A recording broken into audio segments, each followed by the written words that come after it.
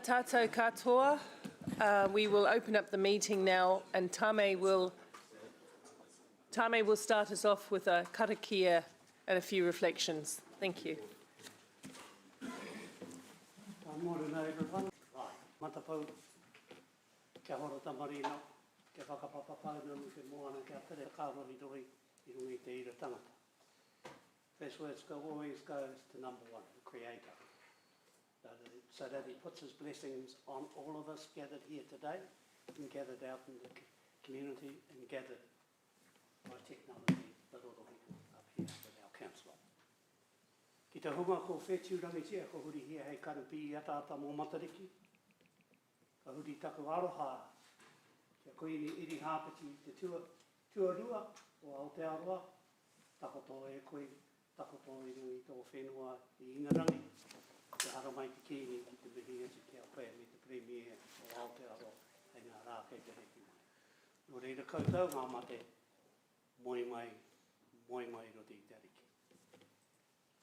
We farewell those who have gone beyond the veil, and I want to acknowledge Queen Elizabeth II as she lies in state as the nation in England and the world mourns her. We farewell her that she can return to become one of the stars with all the other stars that have moved on. Sleep on in peace. Koutou ngā mema o te kauni here te manu kāhui Paula, ngā mema o te kauni here te manu kāhui o mua mākare, tēnei te mihi atu kia koutou. Ngā mema o te hāpuri I hara mai ki te rā o ngā whare, hei whakatakato I tō koutou kaupapa, anei te mihi atu kia koutou katoa. Ngā mema o te kauni hera, e hui tai nei, tēnā koutou, tēnā koutou. I just want to extend welcome and greetings to our Mayor of Hamilton City, Margaret Evans, members of council, former Mayor Margaret Evans, and the kaupapa that you bring before council about that lovely building called Founders Centre, which my wife has a story about that, but I won't share that today. Nō reira koutou ngā kai mahi, kei muri to our workers that work for council. Tēnā koutou,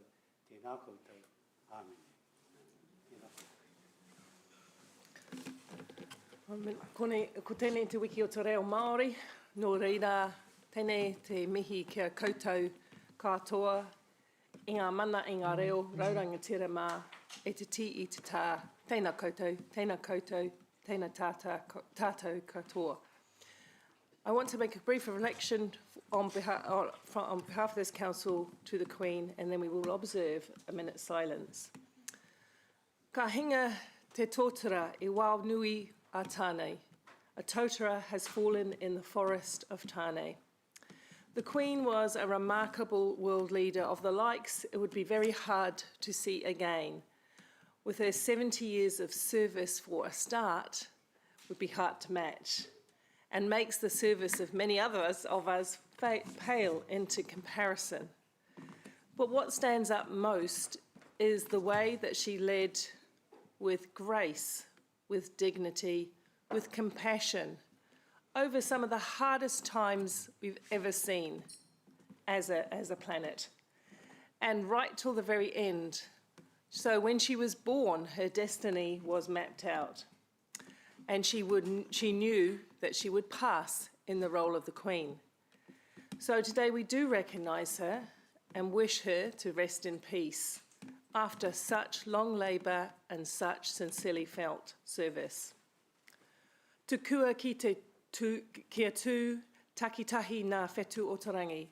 For everyone that lives, there is a star in the sky. And as Tame has said, Queen Elizabeth II can now be reflected in the stars in the sky. Nō reira, tēnā koutou, tēnā tātou katoa. Please stand for a minute's silence.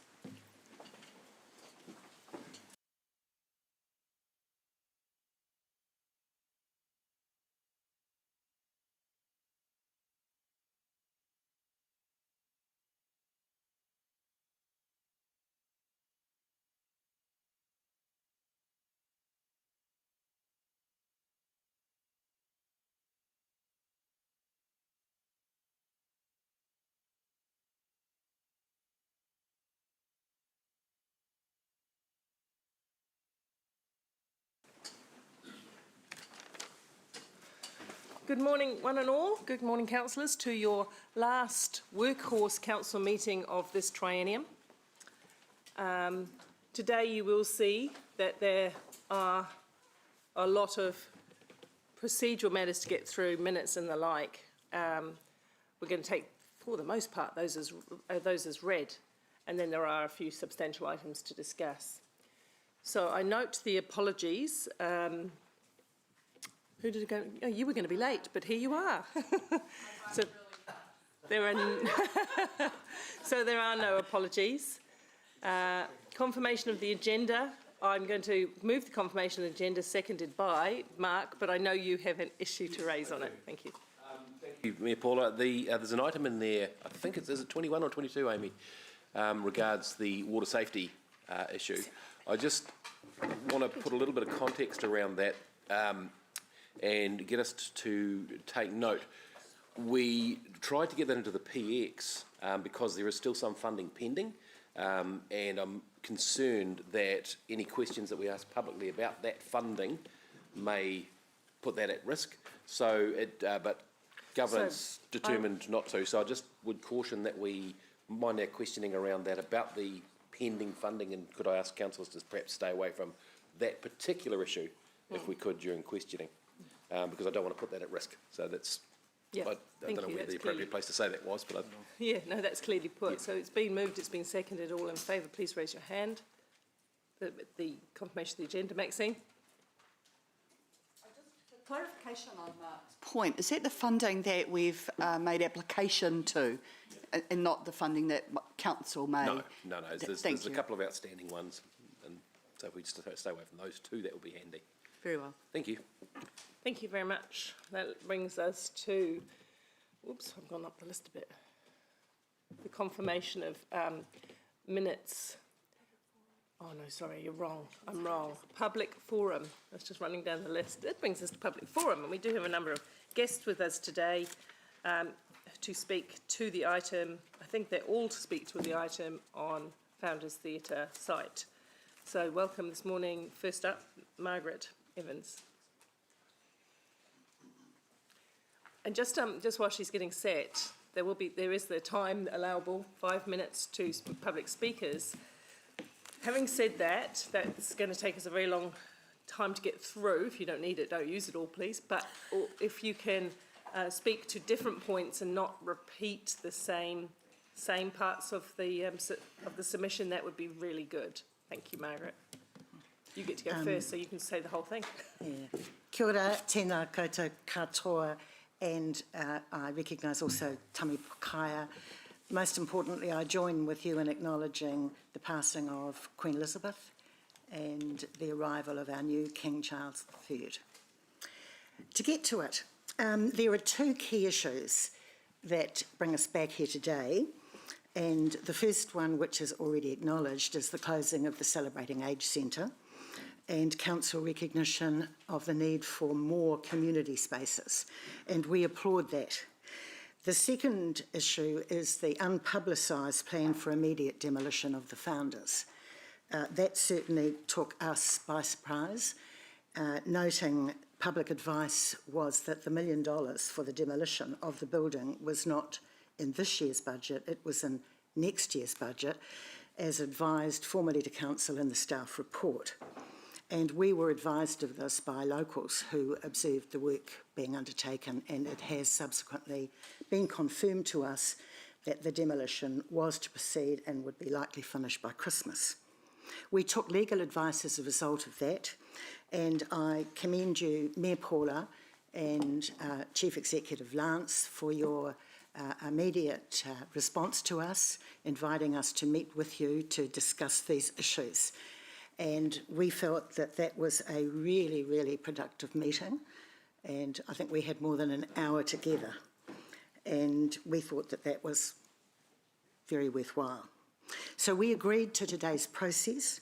This fits with your plan to evaluate prospects for new community build as opposed to the refurbishment of this building. We see the two of them very clearly can go together, and so we support this proposal that is before you today.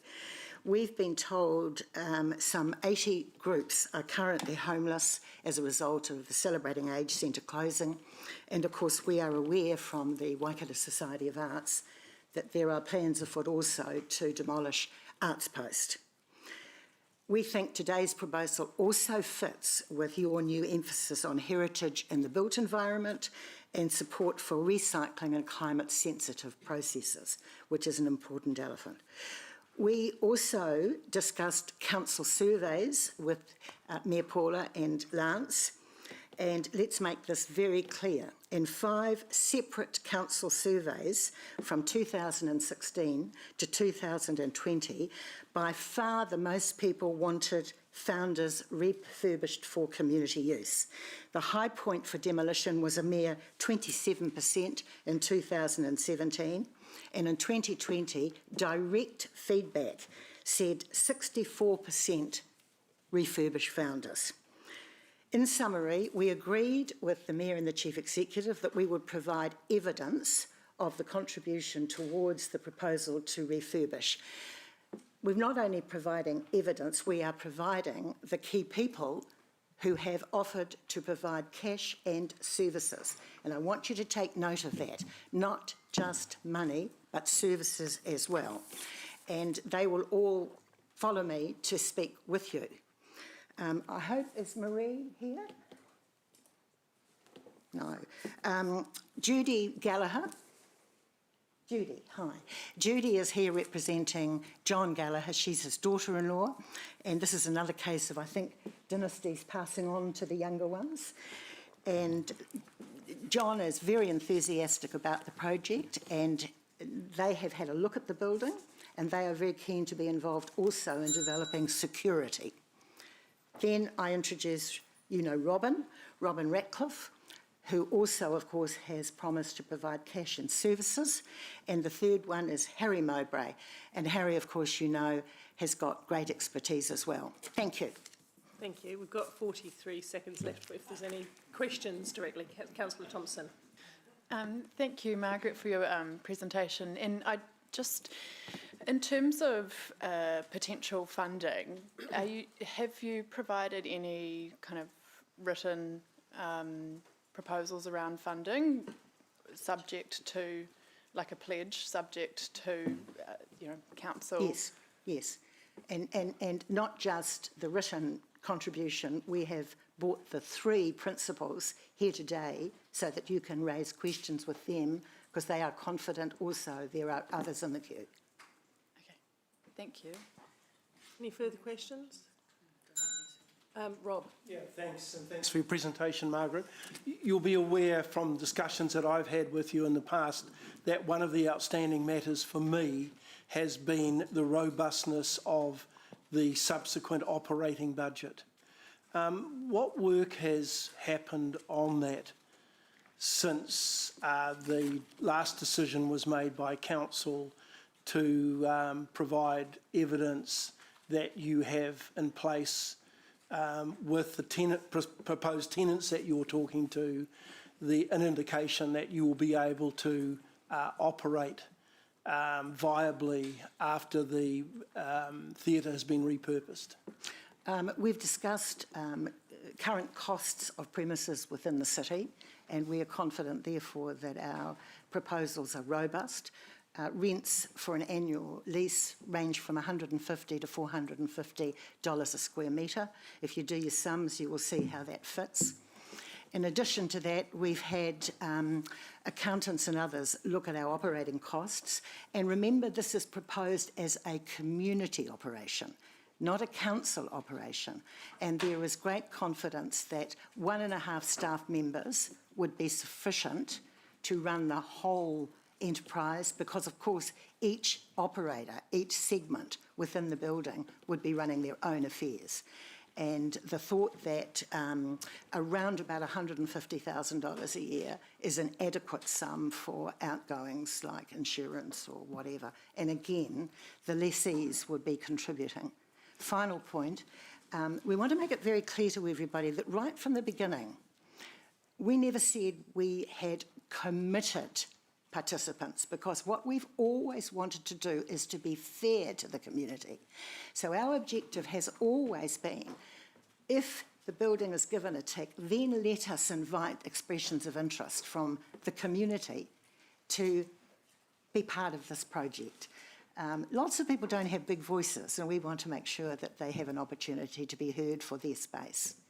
So there is a new budget, operating budget available for... It's the same operating budget that we put up. Same one, okay, thank you. Sorry, I should also add, of course, the purpose of this resolution in front of you today is to enable you to put a spotlight on every aspect of this proposal in tandem with the work that you're doing in terms of potential new buildings. And we're just saying this can be done much faster. Thank you, Chair. Thank you, Margaret. We now have Raymond to talk. Would it be possible, perhaps easier for councillors, to bring our sponsors to the table first? I haven't got a hard and fast view on who speaks in which order. So let me tell you who I have got to speak, and then you can determine as a group representing the same interest which order you do it in. Is that all right? So I've got Raymond, Rudy, Kevin, Grant, Harry and Robin. So you bring who you want up. What I'm suggesting is perhaps Harry and then Robin. That's fine. And you've already given the nod to Judy. I'm sure she'll ask questions if you want to.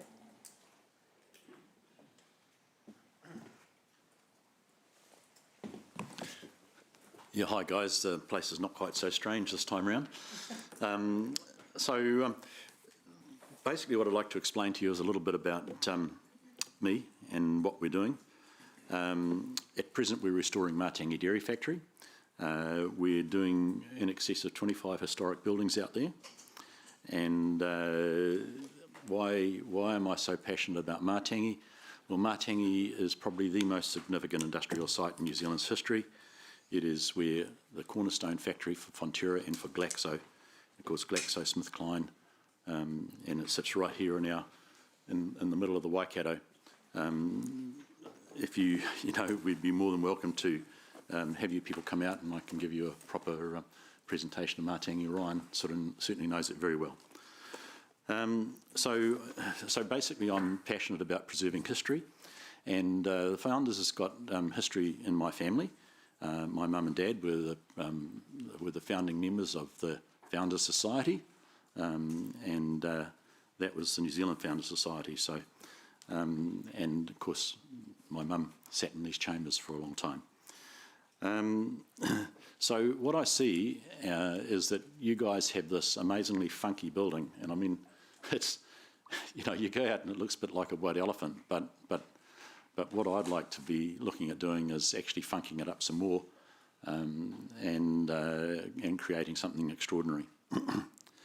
By and large, I believe that with the plans that I've seen that Toti have come up with, that this thing is more economic than, in actual fact, what's probably happening at the moment with a lot of community places. So I think that there's an upside in that respect. So I understand that the demolition and then the repurposing of the whole area was going to cost about $4 million, and that's what council was expecting to spend. And we're looking at probably repurposing it for about 10 million, so a little bit over half the money that it would cost you to demolish and re-establish that area.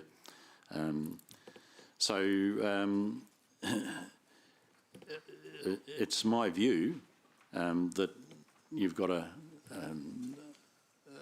sort of a building that would cost 85 million to rebuild or thereabouts, and I believe it's grossly irresponsible to go and demolish it when it actually can be repurposed.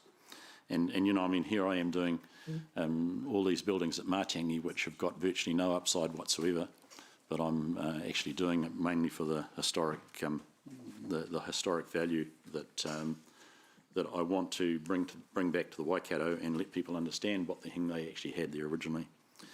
So the big problem I have is that unfortunately I'm not in a position to drop a lot of money on it at the moment because of other commitments, and Matangi's not the biggest. and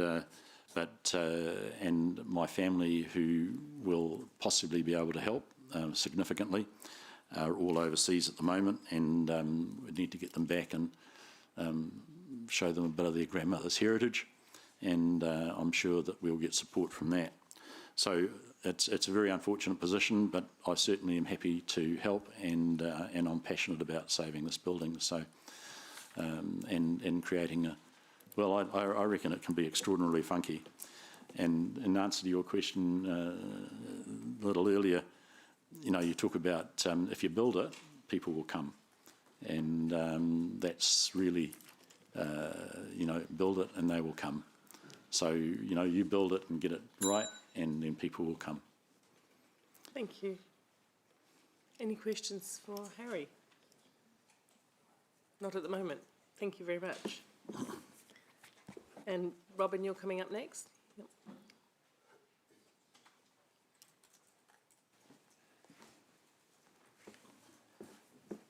Good morning. Good morning. It's my first time speaking at a council meeting, so here we go, all right. A lot of you probably don't know what I do, but I've built a business in Hamilton that now that caters for 40% of all trailers built in New Zealand, 40%, notwithstanding what we do for Australia. During the process of building the company, I've come across many, many problems, all right. Finally, the Waikato Times, for which my old boss built, Tom Adamson, passed away, and I ended up buying all the buildings that he created for the Waikato Times. Unbeknown to me, I was looking at that time just for property for us to grow on and build buildings. However, the Waikato Times was there, and it was a bit of an eyesore, and I didn't know what to do with it. So we thought, well, maybe we'll put it into a go-kart track, or people were coming to me about a go-kart track. Finally, one day, a guy called Hemi Rao came to see me, and we decided that we'd build a school, all right? And so I embarked on the process of taking out all the machinery and building the school. The rest is history. You've now got 350 children going to that school at Te Kōpuku. It's one of the best schools there is in the country. There is nearly no absenteeism. The children are all happy. It's a great building. It's a great asset. And if you go inside, if you can get to go and have a look inside, you'll see a wonderful building. So the sow's ear has been turned into a silk purse. When I saw, they were currently, by the way, I'm just putting in a rugby field for them and a vegetable garden. Very good last night that they announced the increase in vegetables, because I'm putting 2 acres into vegetables for the school, and the school kids are going to grow all the vegetables, all right? So that's a community thing, and that's what we can do as a community, all right? When I was invited to go and have a look at the founders, I saw another opportunity, an opportunity to turn a building into a community thing and not demolish it. I believe that can be done.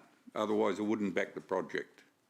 I'm putting time and some money into the thing, and are quite prepared to be part of that and part of the redevelopment of it. I've got faith in Margaret. I've got faith in John Gallagher's approach to it, and the Gallaghers for what they've done for the city, and I believe it's a worthwhile project. And I'm asking all the councillors to consider, rather than demolishing it, giving everyone a chance to turn that there into a project that we can actually be proud of. And I think that's a very important thing. So it will take a lot of work. It'll take some clever ideas. And I believe that we've got all those ideas. And as business people within the city, we can draw from other business people to actually assist. So I think it's a worthwhile project. And so to speak, I'm putting money where my mouth is, so on the project, and so is John. So, all right. Thank Are there you. any questions? I have a question from Councillor Bunting. Yeah, cool. Hey, thanks, Robin. Good to see you. Yeah. I love what you've done with Waikato Times building. It's fantastic, and the community garden sounds awesome. How is it being funded ongoing, operationally? And Well, you ask a question of a business guy that started with absolutely nothing.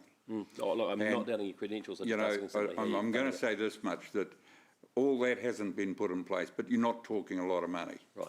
All right, and if the community gets their hands together, I'm sure the amount of money that it needs is minor. Yeah, no, sorry. It's very minor. So my And question I'm about sure the that- other things, how are they? Has the operational funding on that? Because that's what I'm trying to. Yeah, I know what you're saying, but you're looking at down the track is you're trying to develop something and you're trying to say, well, okay, give me a business plan for it. That's what you're trying to say. I've never had business plans, right?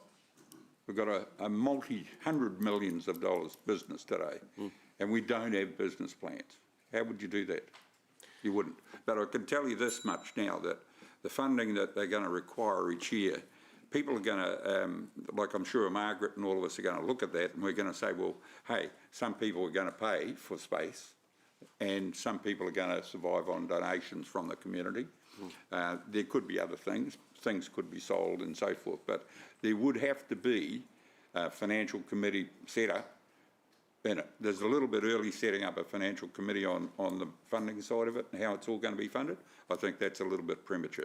I think the first thing that's got to happen is what are we going to do with the building? How are we going to do it?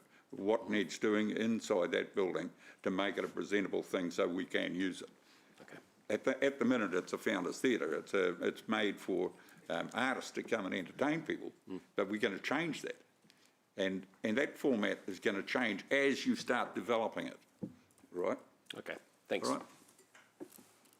Thank you. Any other question? Oh, Councillor McPherson. Thanks, Robin. I should have probably also asked Harry this question. Do you reckon with a 6-month sort of breathing space, you're going to have time to get together the plan that you're just talking about and then start looking at the financials so that by the time it comes back to the new council in, say, March, April, it's going to be ready to be sort of perused in detail? I think that 6 months is fine for that, but to refurbish and to do it, and looking at what I did with the Waikato Times, the Waikato Times building took me about 18 months. Yeah. All No, right, I so didn't mean... that side's different, Yeah. but I think that you could put a business plan or a structure together that would show that it's a viable operation. Yep. I do. Yep. Yep. Great, thanks. Thank you. So my question, time and your expertise and some money. So have you made a pledge for a certain quantum, or? Have I made a pledge? Yeah. Yes, I have. Will we get to see the amount that the group has come up with, the seed money? So far, we've come up with a $500,000 pledge for it, and it doesn't necessarily need to be the end, but we've thought, well, if 3 or 4 of us got together and put a pledge in for $500,000 each, we'll cover what you want for a $2 million pledge. And so I'm very confident that we are there, and I haven't spoken to a lot of the people that I will speak to, but we'll be encouraging them to support the project. But we have put our pledge in at the minute. Thank you. Actually, the $2 million referred was an example of what Kote Pacifica did. It wasn't a Correct. It wasn't a target or anything. It was just a reflection. So I just want to make sure that it was clear that they came with $2 million to the table the first day they came in. All right, excellent. Thank you. Right. Now, who's coming next? We've got Ray, Rudy, Kevin. Thanks, Robin. That's moving through the rest of the speakers. Yes, Ray, come on forward.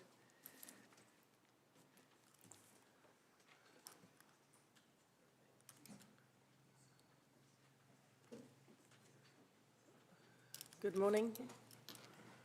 Good morning, everyone. We've been meeting recently, I think, over the last 2 or 3 weeks. Just a few times, eh? Just a few times. We're almost related, I think.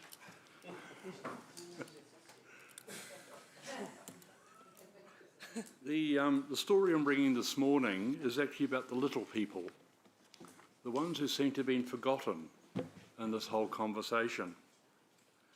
And trying to shift our mind away from the past and looking towards the future.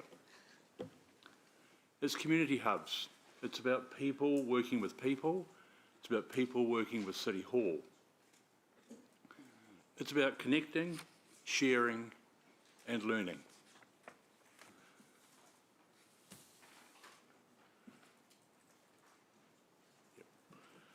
So it's about the community hub. It's how we bring democracy, that is the voice of the people, into the integrity of the processes involved with making decisions at City Hall. It's about how we engage, how we discuss, how we debate. Those things which are lacking in our current system, it's connecting us together. It's also in the heart of the city. We're building a city, a central city. It needs services. At the moment, there's nothing there, or nothing to speak of. And as I said, it's about connecting City Hall with the people and the people with the people.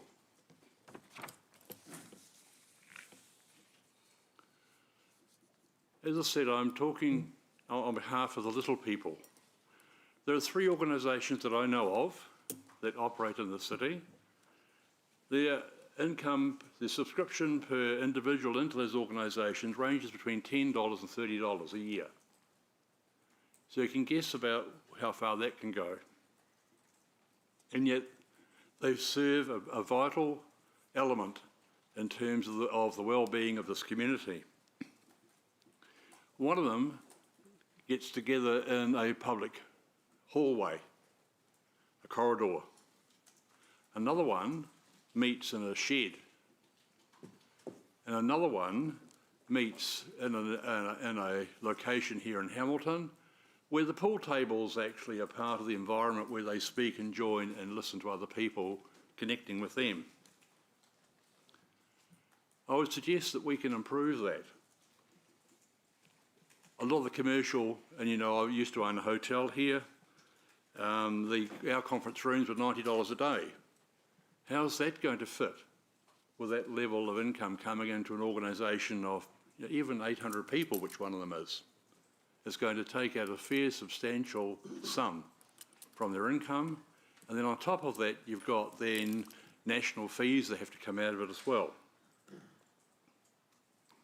We talked about the age concern building and the impact of that. The cost of living is another thing we have to deal with today. Last night there was a program on TV that said that the groceries have gone up by 8.3% on average over the last 12 months.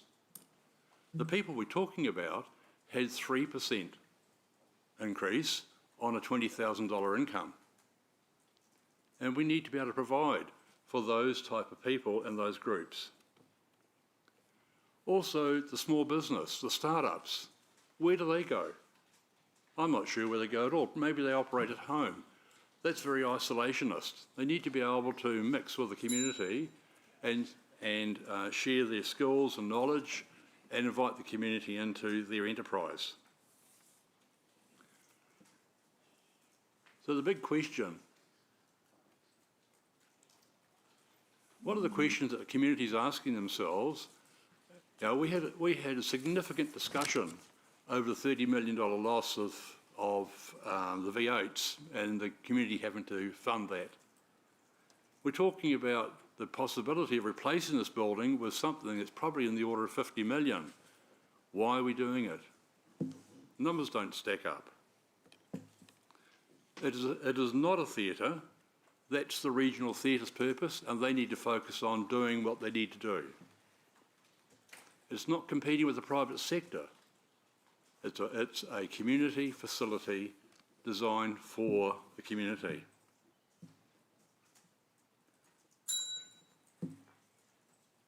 There we are. Thank you. Are there any questions for Mark? Sorry, Ray, something just perked up my ears there. You're talking about the 50 million. Where did that come from? That's come from the expert's assessment on the replacement of the current building.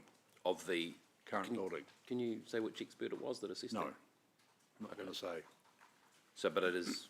Sorry? I just need to challenge you on it a little bit Sorry? because that seems like a pretty predetermined amount. The 50 It's a million. big number, isn't it? Yeah, I'm just wondering where it came from. Yeah, it came from an architect who is an expert in this area. Okay, thank you. Yeah, so just on that point,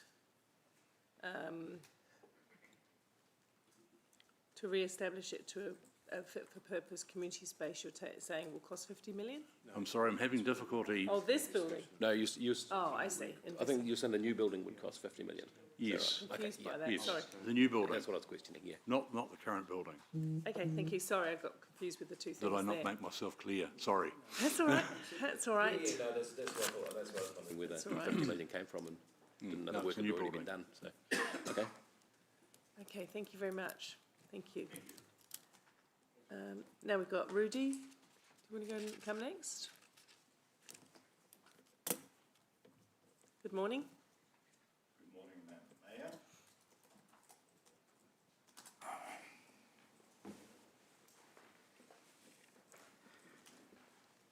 Madam Mayor, Deputy Mayor, councillors, the Chief Executive and staff, I thank you for this opportunity. Today I want to talk about value. Some time ago, and I think it was Councillor Wilson that asked the question, what was the value of the Founders Theatre in the books? And the answer came swiftly, and it said there was no value of this building, absolutely nothing. The Founders Theatre is worth nothing. And that made me think about an old story about the old violin in the master's hand. The old violin was up for auction, and it was battered and it was scarred, and I kind of thought that that's pretty much like the Founders Theatre, isn't it? The old girl's a bit battered and a bit scarred and a bit... Somebody said it's a terrible looking building. Maybe it is. So maybe it does need a bit of TLC. And the auctioneer put this violin up for auction, and there was no bids, nothing. Nobody was interested in this battered and scarred and pathetic violin. So, but no, from the room far back, a grey-bearded man came up, and he took up this violin and he dusted it off and he started to play on it. And the most amazing sounds came out of this violin.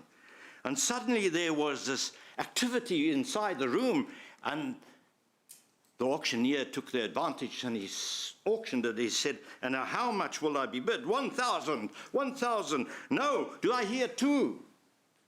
2,000. Who makes it 3? 3,000 once, 3,000 twice. And the bid was done. So what changed? What in the world changed?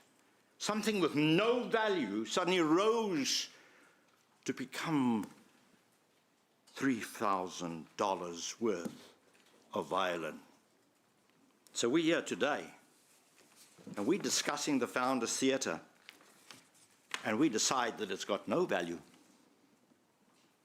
I'm saying today to the councillors around in this chamber, today is your opportunity to stand out in history of our city. It's an opportunity to make a change. It's an opportunity to grasp with both hands and save our Founders Theatre. You know, we had wonderful groups came and presented here at the Founders. Cold Chisel, Satchmo, can you imagine that? And the colours of the rainbow are pretty in the sky. That's the sort of stuff that the Founders Theatre gets its value from. So I have spoken to a lot of people, and I tried to establish contact with outside sources. And I contacted the Bellamy brothers, who also was at the theatre and presented. And David Bellamy wrote to me, he said, "Hi, Rudy. So sorry to hear about your dilemma with the Founders Theatre. We do remember fondly playing there and wish you luck with your campaign to save it. While there is not a lot we can do from afar, you have our best wishes and we hope you'll be successful. And we send the folks," listen to this, "in Hamilton, our love." That is what changes everything. It's your love, your passion to save this beautiful old lady for the people of Hamilton. So let us ask something. I know this is a big ask because some of you are obviously sitting and think, we don't need this thing. Let's just demolish it. Let's get rid of it. Let's finish this. But let us all unite today and unanimously accept that we're going to save the Founders Theatre. Thank you. Any questions? No? I think your persuasive way of storytelling has captured attention. Thank you. We're going to go to the next person, but Margaret, I just wanted to note you were going to hand me something before, but I asked that it be tabled formally and properly to the desk. It's the $500,000 pledge from Gallus plus services. Okay, so we will make sure everyone gets that somehow. You're going to copy it for us. Thank you. Okay. Thank you. So we've had Rudy. Kevin, please. Good morning. Thank you for giving me the opportunity to present to you. I'm here to ask for some common sense. Hamilton City Council has started a great recycling program, and we all are encouraged to be environmentally friendly and reuse things. In here we have Hamilton City Council hell-bent on demolishing a very good building. We should be looking at reusing, not knocking down. I see a golden opportunity for Founders to be used as a hub for like-minded groups, particularly in arts and crafts. The location is central and within the central business district.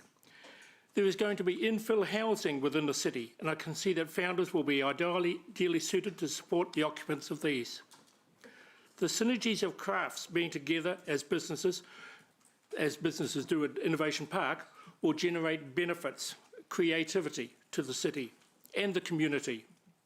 Look how Innovation Park has grown since starting, but also what it has contributed to the city. The Waikato Guild of Woodworkers has been, for the last 4 years, been looking at options as the hall the Guild owns does not fit with the requirements for the club and the city as the city population continues to expand and long-term goals change. The contribution of the Guild to the members, the contribution of the Guild members to Hamilton is evident in the carvings in the Hamilton City Council foyer and at the Hamilton Gardens. There are many varied crafts groups in Hamilton that will continue to contribute to the city community if given a central meeting hub. Leadership from Hamilton City Council has been woeful in helping or long-term planning of any arts and crafts, location, building or the hub. In fact, as far as I can see, there has been no planning for arts and crafts. While Hamilton City Council supports organisations such as sporting bodies and more recently the Pacifica Trust, I can see there is little support for arts and crafts when all of these groups develop and enhance the community we live in and pay rates to build. Let's cover all interests and not just some. So what are the options for the community and, say, the Guild? There's options of doing nothing, but that's not really acceptable. The Guild could join in with Norris Ward Project, which has been designated as a creative crafts location, and that was approximately 12 years ago. But there seems to be no space and an unwillingness of the present tenants to be involved with other groups. With Hamilton City Council having no plans to utilise Founders, it will be another 12 years, so that is 25 years before this can come to fruition, with what seems to be no leadership and no plan. This seems to me to be the crux of the problem. There is no plan other than demolition of Founders Theatre. What happens then? What is the plan B? We have not heard of any. So this is why I say the Hamilton City Council has been remiss. There's just been procrastination, which is evident also in the senior living building being demolished. The cost for a range of clubs to society, carrying on as they are, is going to be greater than if they were together as a hub. I believe an arts and crafts hub is the best option for the capital, ongoing expenses and getting members and public involved. The Founders Theatre is ideally suited for it. I would like to think that given the opportunity of having differing arts and crafts in the same location will lead to programs like the TV program, The Repair Shop, where citizens can take items of family historic value to be repaired, and what citizens have access to learning and being involved themselves in a multitude of craft skills and the city surrounds, that promoting this strong community identity, not trashing it. So we get recycling and not dumping of items. Finally, I liken council to aircraft carriers. They take a lot of time to slow down and turn around. But given that we're meeting here today, indicates that there has been some slowing down on thoughts on the demolishing of Founders Theatre. And I suggest now the time is to turn the boat around. So please bring some common sense to this debate and say no to demolishing a good building. Thank you. Thank you. Do we have any questions? Oh, sorry, Ryan. Can't see your green thing from the jug. Chair, thanks, Grant, for your presentation. Kevin. Kevin, sorry. Our order's all been a bit muddled here. And you're speaking on the Guild of Woodworkers? No, I'm actually speaking as an individual. Okay, all right. In terms of the woodworker venue, are you wedded, it sounds like you need a venue. Are you wedded to the Founders, or are you open to another building? I'll let Grant, our chairman, answer that, but my thoughts are for the Guild. But my thoughts are, as a general member, we were looking at other options. Okay, thank you. I'll refer to the chair later. Thank you. Thank you, Kevin. I don't think there are any other further questions I can see. So thank you for coming. And now we have Grant. Who's next, please?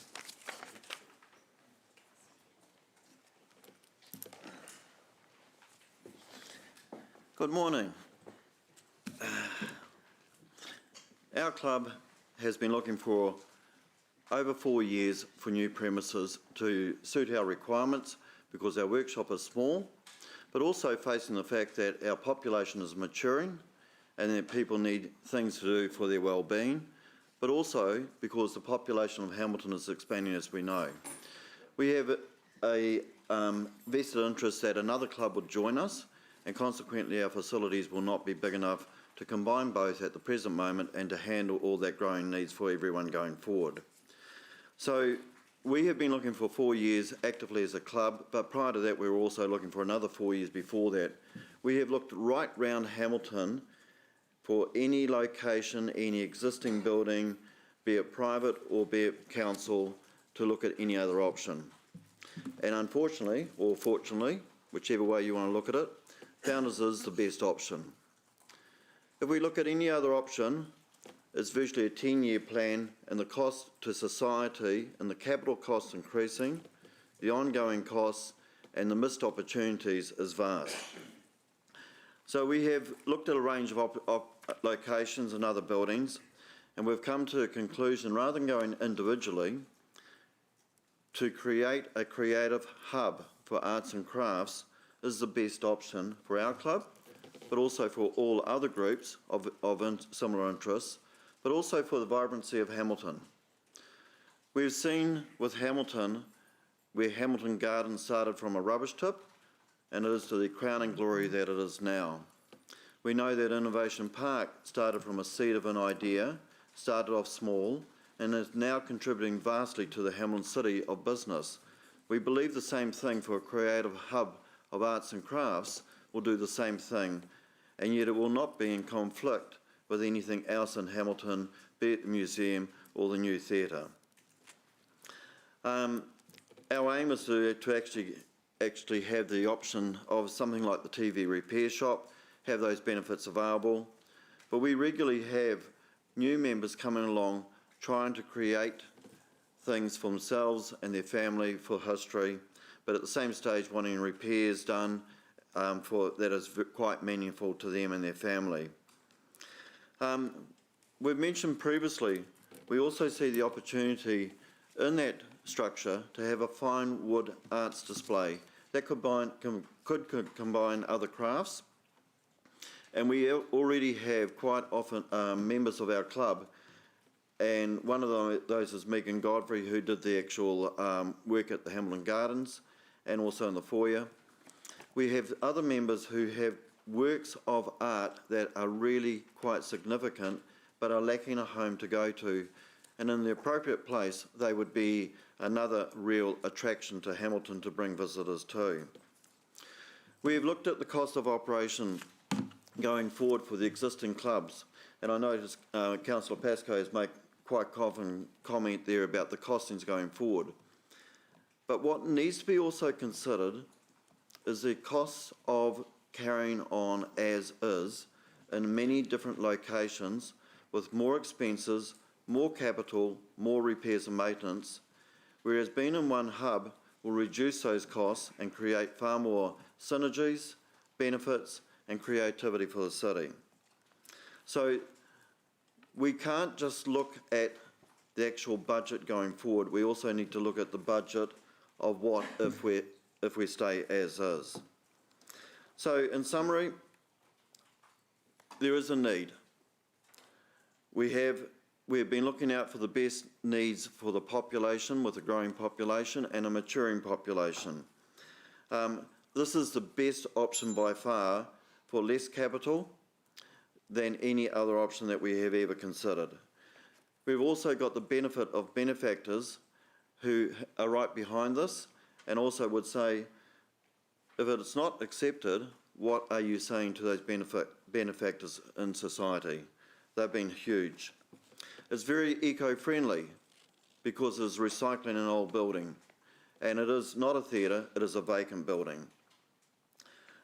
There's no conflict with other organisations, and it will add to the vibrancy of the city. Any questions and discussion? Are there any questions? Councillor Hamilton. Thanks, Grant. Thanks for your presentation. And I guess I can ask you as chair, notwithstanding you've got a view that this is the best site, if through this options that we are doing we found something else, are you open to that, or are you wedded to this is the only option? In our deliberations of looking around Hamilton for other options, we have found that any other option would be more likely 3 or 4 times the capital, and this was with a $10 million budget is far less. So no, we're not opposed to looking at other sites, but it's fair to say for about 4 years we've constructively looked at those options and actually have already discounted them as being not viable. And final question, just I don't know much about the guild. How many members are we talking about, and is it growing or declining or stable? Our membership's about 75 at the moment. It floats between 72 and 85. It is stable, but at the same stage we also know there's another club that's looking for a venue, and they have similar membership, so we could combine, therefore being 140, 150 people. As I mentioned, with people maturing and wanting something to do with their hands, we actually see the option that this can increase. Where at present moment our club is limited with only about 5 or 6 lathes in a very small workshop, we can actually see we can go from wood turning to a greater number of wood carving, joinery, even coffin making, and joinery and a range of other things. And we've also talked to married groups to also be involved. So we can actually see this being a very successful used venue. Thank you. Thank you. Councillor Bunting? Just one real quick one. So that's interesting. This could bring growth, which is fantastic. How much physical space would your machinery require? We've worked out that and looked at other clubs around New Zealand, and we believe that our group needs about 200 to 250 square metres of workshop area to cover joinery, lathes, and all the associated other workshop equipment to make this successful. So in the plans that you've seen, where would you physically go in this building? That I would leave to the architects to decide, because they would have a large amount to actually consider, and I don't think it's fair to actually put pressure on them. Right, so what, if I might, last question, so what percentage of the space available, you'd have an idea of how big this thing's going to be? Was that 3,500? 3,500 metres. Great, thank you. So this would take up that percentage of it. Okay, just doing the maths. So it'd only be a small part of it, as I say, a bit like the repair shop, a bit like Innovation Park, Yeah. bringing many groups together to actually see the vibrancy and the synergies created. Thanks, Grant. Thank Thank you, you, Paul. everyone. Thank you for coming today. We aren't going to go into the item next. It's further down the list, and it's going to stay in that place for a number of good reasons. Everybody's got the letter circulated or not yet? Yeah, I don't have it. So we'll go through some other business. We intend to take a morning tea break at 11, and then we can come back to this in a decision-making capacity after that. Okay, so we're into the confirmation of the council minutes, and in all instances, as they are listed there, I think we're going to take them as read by except. Can I move the whole box in one? Yeah, I'll second that. Can that be done? I think. Angela would like to speak to the infrastructure operations, and there was a note for the 18th. Okay, so you could. So I think we'd have to do it by exception, because there is one that Angela would like to speak to. I'll move them with the exception of anyone that dares to bring up an individual item. So let's take. I tell you how we'll work this. We'll take the one that Angela is interested in first, and then, unless the chairman, chairpeople of the rest of the committees have an issue, we'll go do them all at once, right? Happy with that solution, Dave? Angela? So which item is it? It's my minutes for IOC, just that it's the last one. There's just a couple of things. Okay. I just wanted to just quickly speak to in just one question. And I'm having massive FOMO having to be at home today and not in the chamber, so I wish I was there with you all. Check. Oh, there's a couple of typo things, and there's one, but I'll email those to you. But just a question on the staff action on page 41 around writing to the Ministry of Transport. I thought the discussion was that it was an action by the chair and staff, and I'm happy even if that's the mayor. I just think adding a politician's signature to these things when we're talking to ministries and stuff adds some appropriate weight. So I guess it's nothing to be changed in the action, but perhaps if the general manager can sort that out. I thought that was the intent of the committee. Absolutely, we'll have that amended and note that in these minutes. So in those circumstances, Angela, it's often a combination of the mayor and the chair of that committee. Yeah, so that works. That's always, yeah. All yes, right? yeah, great. Okay, so and then just the second one, just because this is our last working committee, I just wanted to update on the item that is the Climate Emergency Response Fund, just letting everyone know, because the committee delegated that to myself as chair and Councillor Sarah as deputy chair. It was a really quick turnaround of 41 projects in that application, but it was to the value of $80 million. So, just wanted to let everyone know that particular thing has been ticked off and is now, we're hopeful that we might get that through.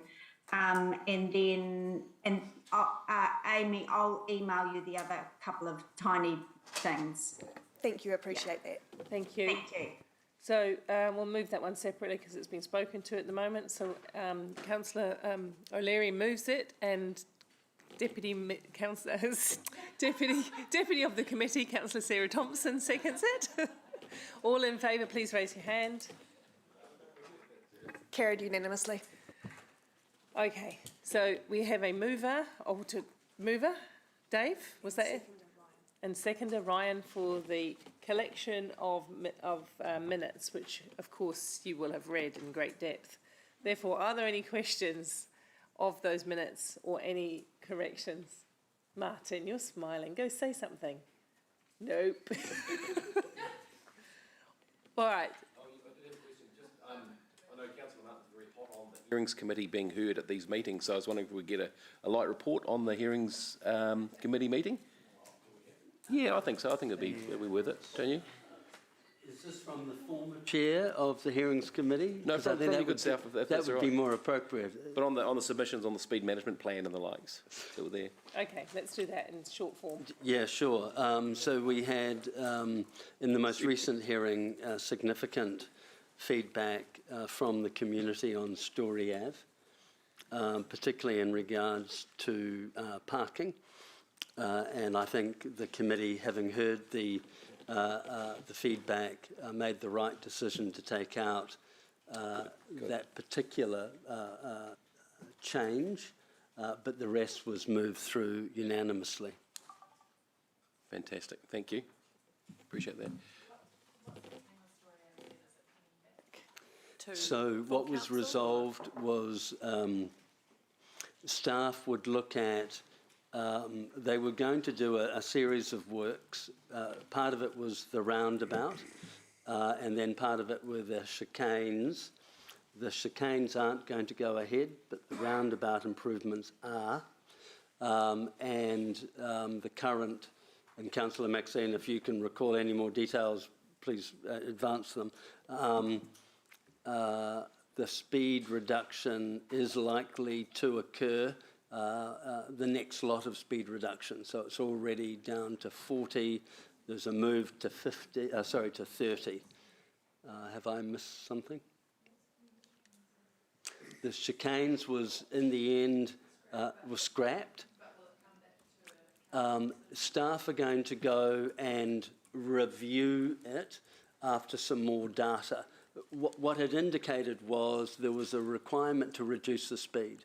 The latest lot of data showed that the speed on average had reduced to 44 kilometres. The target was 40, and that wasn't a bad start.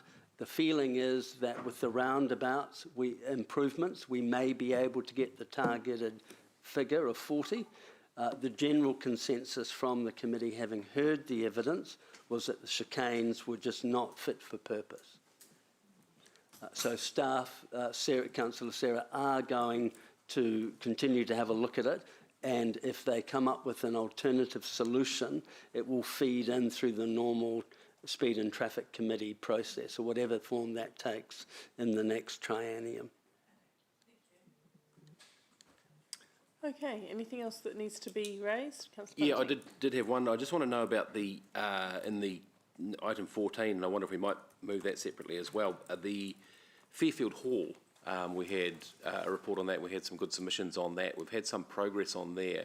And I was just wondering, it's actually quite a good news story. I was wondering if we'd get the latest report from staff on the Fairfield Hall about the opening and how that's going. Is that possible? Hello. Oh, sorry. Yeah. Great. Oh, no, sorry. Could I ask Maria to... Yes, you are invited. Sorry, Paula, I was looking at you and assuming. Elect members. So the latest update is quite positive. The building has been completed. It looks absolutely stunning. There is a blessing on site on Friday where the Māori stones will be moved and blessed by Ngāti Wairere, and signals the start of a new era, I guess, where Te Whare o Te Ata will be formally moving into that building. And that's at 6:30 in the morning on Friday. It is, yes. Yeah. Yep. Great. Thank you. Okay, thank you very much. Could go. We will move the whole rest of them right now, being satisfied there's no other questions, concerns, comments. You're putting a face now, Mark. What does that mean? Thank you. We appreciate that greatly. So Dave has moved, you've seconded, all in... Is there any debate? Is there any debate? You want a debate? Oh, I thought that's what the hand was for. All in favour, please raise your hand. Thank you. Thank you very much. Carried unanimously. We'll go to the Chair's report here. I'm just going to take that as read, pretty much, if you have any questions for me. But because it is my final Chair's report for this triennium, I know we're going to have a lovely valedictory type council meeting on the 22nd, but this is the workhorse meeting. So I do want to take the chance to thank every chair and every deputy chair for the work that they've done across their portfolios. Without a strong team, we wouldn't have been able to progress through these very challenging 3 years as well as we have done. So hats off to you all for the work that you've done under these circumstances. We will acknowledge Rob, Martin, Dave and Mark next week more fully, but didn't I start with you? Oh, that's good, because I was thinking, hopefully I started there. We'll acknowledge them formally for their service next week. We look forward to that.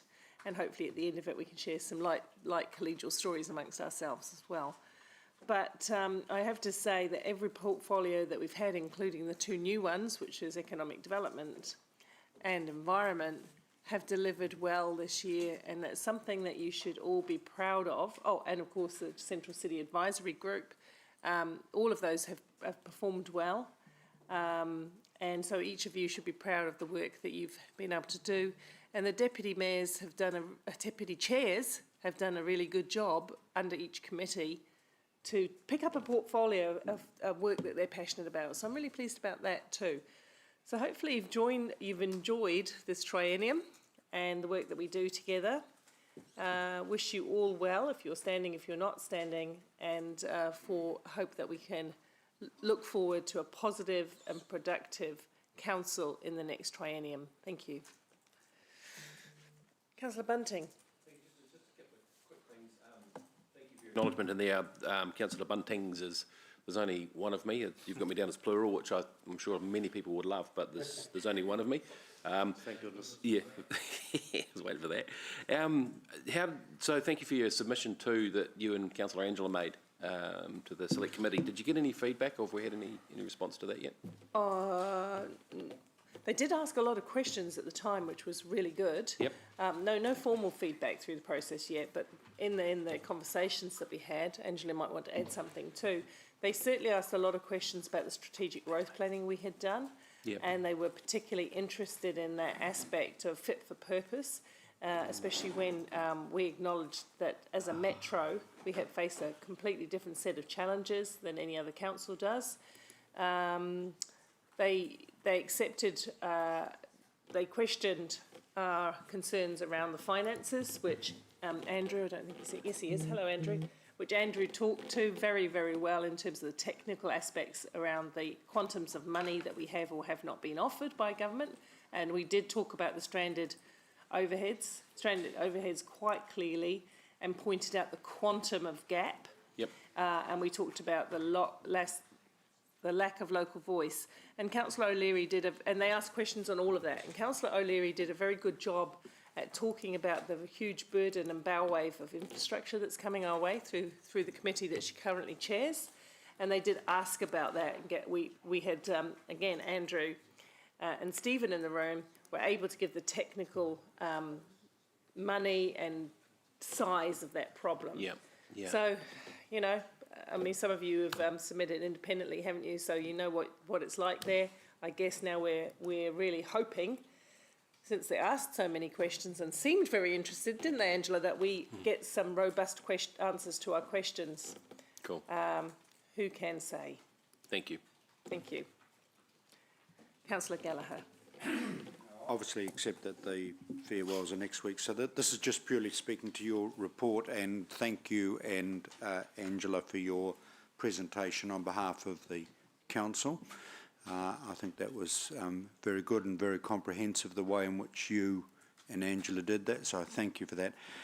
Just the observation I would make, whoever is the office of the mayor and whoever sits around the council table is reflection on the portfolio approach, because I will make an observation compared with all the councils I've been on from 1985 on, that the portfolio approach I think is a good one. I think that's a combination of chairs who not just chair a committee with their deputy, but actually have a part of the city's operation, and it is what I call a civic. So council is also the civic cabinet as well, and I think it's been really good that in this term I have not observed unduly an A and a B team.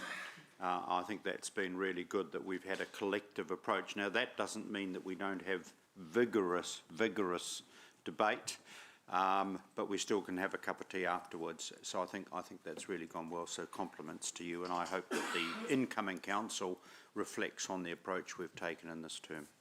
Thank you, I appreciate that feedback.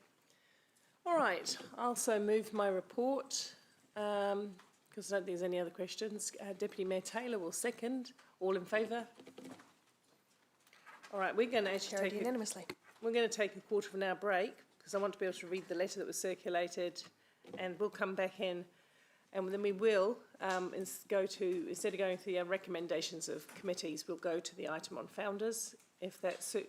Does that, anybody got a concern with that? Got Kieran here, she's on. Oh, is she here now? At 11. Sorry, we've got one more item with a remote person at 11, and then we will go into founders. But we will now take a quarter of an hour break. Come in just before 11, please, so that we can get settled for Kieran's presentation. Who's coming in? Kieran from our Strategic Risk. For the report from the Strategic Risk and Assurance Committee.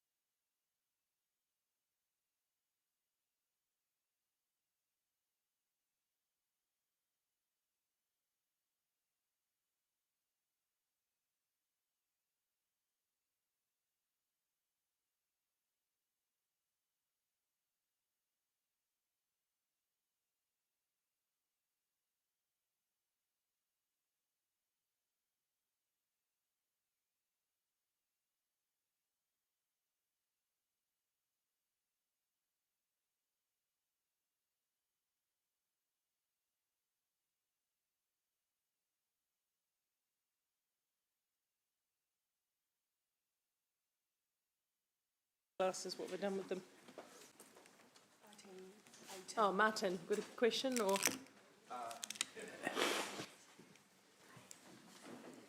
Yes, item 19, which you were going to discuss now, I'm wondering if I might suggest to you as a chair, based on conversations, and I apologise to Councillor O'Leary, who couldn't be directly, I think, as one of the movers, that the item C 19 be held over till after lunch. I think there is some work to be done in terms of trying to refine some wording, which may or may not please the majority of councillors or not. So I think. Yes, look, I'm reluctantly happy to do that. I know because Councillor O'Leary's away unwell today, the conversations were. I had to break up a lot of conversations in the tea room, so I do think that probably is the expedient way to do, and then we'll have a proper democratic decision after lunch. And I apologise to those who've stayed around, but that's better to get this done right than to done rushed. Yeah, thank you. I think. So it's now 11 o'clock. I suggest that we start again at 1 p.m. Would that work for lunch? So we've got Greg coming in to do the city review at 2 o'clock. Yeah. So what time will we have at 12:12? 12:12 for lunch? So we'll start now. Is that what you want to do? No, I'm going to go through all these open genders. So we could either stop at 1, have an hour, come back, do city review, and go on to Okay. back to open. Okay. Well, we'll continue on and we'll see what we can get. We'll get through all the confirmation of the minutes. See where we're at that point in time. I'm having lots of requests from lots of people around the agenda and just a few amendments to the motion that are flowing, and people would appreciate the time, which we do all the time, to allow them to write things. That's all. Okay, let's go on. And I know, and I apologise to our guests, but it's better that we don't have a motion that then gets picked apart by 100 people as we're trying to decide on it. We'll get the motion as it should be, and then or could be, and then people can quite freely say yes or no, and that's reasonable then. Okay. Council, item 18 is the recommendations from open committee. And so we've got the recommendations from the Finance Committee. Thank you. Any comments on those? Recommendations from the Community Committee, Mark? Cash? Oh, yes. Sorry. Back to the Finance Committee. Moved, seconded. All in favour, please. You guys raise your hands, Martin and Ewan. Carried unanimously. Okay, back to the Community Committee of the 30th of August. It's been moved and it's been seconded. All those in favour say aye, or raise your hand actually. Carried unanimously. Hands must go up because it helps the staff. Okay, so that's that one. And we move on to item 19. No, Sorry, we don't. We're not doing that. strategic risk. We're doing strategic risk and audit, which is Karen, who has been waiting in the wings. Thank you, Karen. Kia ora.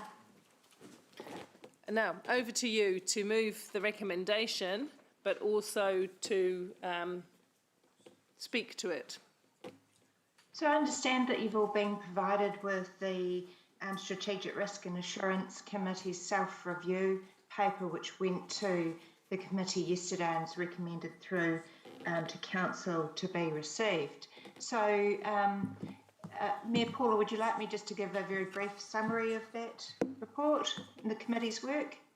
I think, yes, I think so. The reason I say this, councillors, is because it is a subset of council that goes to risk and audit, and it's not very often that we have the additional membership of council sitting in to listen.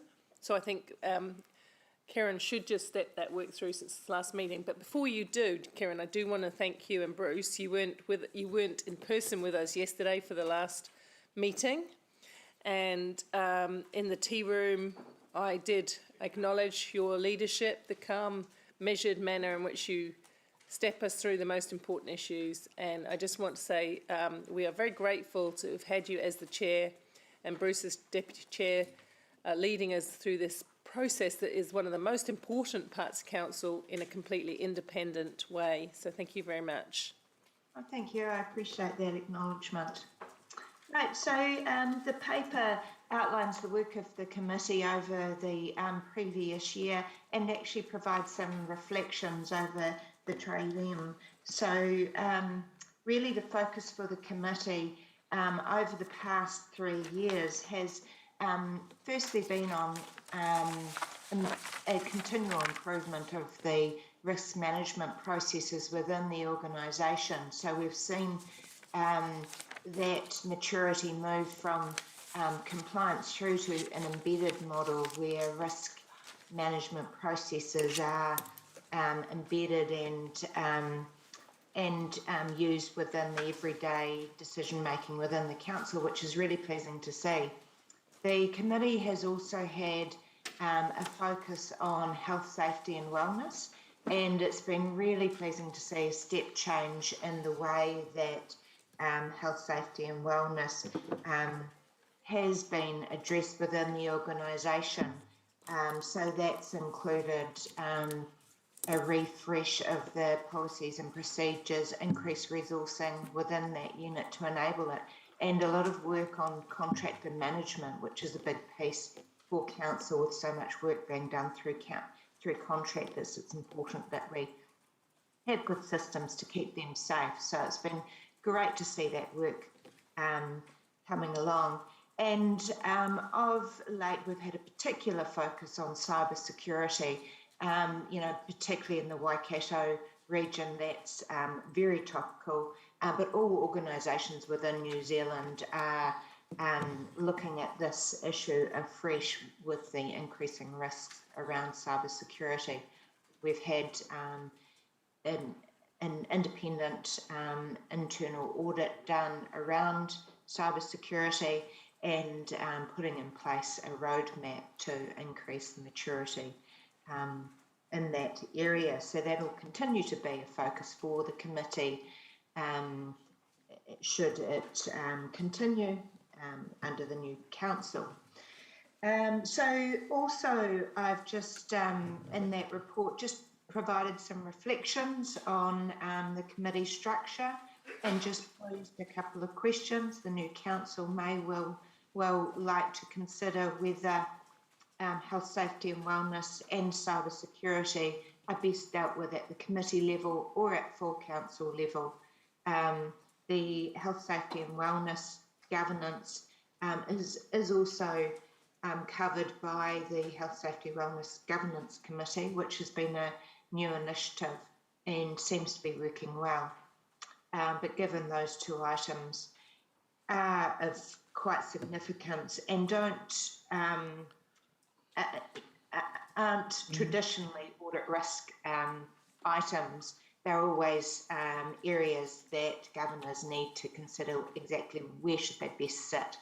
So that's why I've highlighted that in the report. Hopefully that gives you enough of a summary. I'm happy to answer any questions if you have time for that. Are there any questions, anyone? No? I'll move when you're ready. Councillor Pascoe will move. Karen, would you like to second? She can't. You're not in the meeting. Sorry. The Deputy Maxine Van Oosten will second. By show of hands, all in favour? Carried unanimously. Thank you very much. We look forward to seeing you on the other side of the elections as the new council comes forward. Okay, and look, if I may, can I please just say a special thank you to those elected members that were on the committee during the term. I've really enjoyed working with you and enjoyed your contributions. Thank you very much. Thank you. Okay. Thank you very much. See you again. Bye-bye. Okay, so we're moving on past the motion of the founders because there's still working going on. And we'll go into item 20. Oh, we've done that? We haven't? Different one. So we need a mover and a seconder for this. Safety and wellness, moved to Mark Donovan, seconded by me, obviously. Any questions, concerns? The attachment around the safety and wellness report is there. And I will say a couple of things. Do you want to say anything in debate, Mark? No. Okay. Anybody else? I would just say that thank you to the staff for the way we're progressing through this work.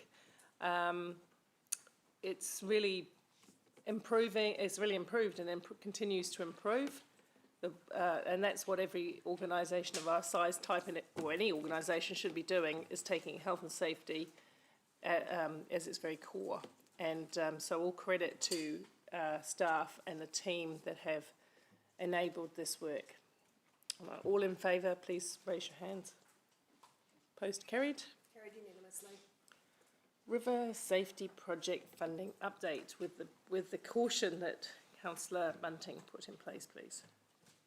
Paula, can I just seek clarification on that item? Are we not to ask any question? Well, are we expected to ignore the fact that the report talks about funding applications that we've made to 2 other organisations? I'm just a little bit confused about. I guess I'm not because that is part of the report. Yeah, it is exactly, and this is one of the reasons that it was asked to be put into the PX so we could be more full and frank with it there. Yeah, I agree. So I look, agree. Ask what you want to ask. I just was sort of saying that there is a risk for those 2 organisations that we've still got pending applications for, that they might make them a bit wobbly. But with that in mind, it's over to you to make. Okay, thank you. Thanks, Rob. Okay. Who's going to hello. Thank you. Kia ora koutou, elected members. Apologies this morning from Liz Ken, our aquatics director, who would normally present this item. She's away on sick leave today. So elected members are aware that New Zealand drowning rates were highlighted over the last summer in the swimming season, and through the aquatic strategy, Council committed to supporting the safe use of natural river sources. At the June Community Committee meeting, 8 actions were approved to mitigate some of the risks that were associated with river use. Of those, 3 were identified as having the potential to receive or generate external funding support. The River Safety Education Trial, which we have submitted an application to the Tūmanua Fund through Sport Waikato, and 2 other actions, which were the increased riverside presence by CitySafe, and partial funding towards a citywide communications strategy, which we've submitted an application to Water Safety New Zealand for both of those. Unfortunately, due to the timing of this meeting and a delay in those 2 funds' decision-making cycles, we haven't yet heard the outcome of those funding applications. We are expecting to hear those by the end of this month. So the staff report recommends an in-principle way forward for these actions over the summer in the event that funding isn't secured. Option 2 recommends that Council prioritises and funds the riverside presence by CitySafe, however that it does not fund the education or communication actions at this time. The option that we're proposing would be funded by allocating a further portion of the river infrastructure operational funding from the long-term plan this summer. So that would still leave $90,000 of that funding available this year to complete that work, and $250,000 next year. So of the $500,000, we'd be using a small portion. Staff are recommending this as a cost-effective and impactful way to have a positive impact on improving river safety, along with general public safety in our popular riverside locations over the summer period. Areas that the CitySafe patrol will be along the river path, Hamilton Gardens, Ferrybank, Wellington Street Beach areas, which the Wellington Street Beach in particular has been identified as police as an area of focus. Intel generated through their expanded presence would still be used to inform the river infrastructure program, so we'd be gathering the information in a slightly different way, but it would all still be contributing to the work. I'm happy to respond to any questions that you might have at this time. Councillor Bunting. Thank you, Mayor Paula. So essentially you're sort of saying that the data will be collected by our team rather than consultants. That's one of the costs. Yep, that's correct. So we'll go about gathering that intel, the observational and conversation river user data, just through a different mechanism rather than consultants. Okay, and so can you just reiterate clearly the recommendation from staff? This is should funding be unsuccessful. Correct. Should we be successful, what would that look like? Well, if we're successful, then we would not use that. The money we'd potentially allocate in this motion. Correct. Okay. Well, I'm happy to move the staff recommendation. Is that seconding, Jeff? Yes, thanks. Thank you. Councillor Naomi Rofe? Yes, I had a question. Cool. Sorry. Brilliant. The City Safe at the river, can you tell me just briefly what purpose they would serve? I mean, can they swim? We wouldn't be encouraging That's got to be them. the best question of the day.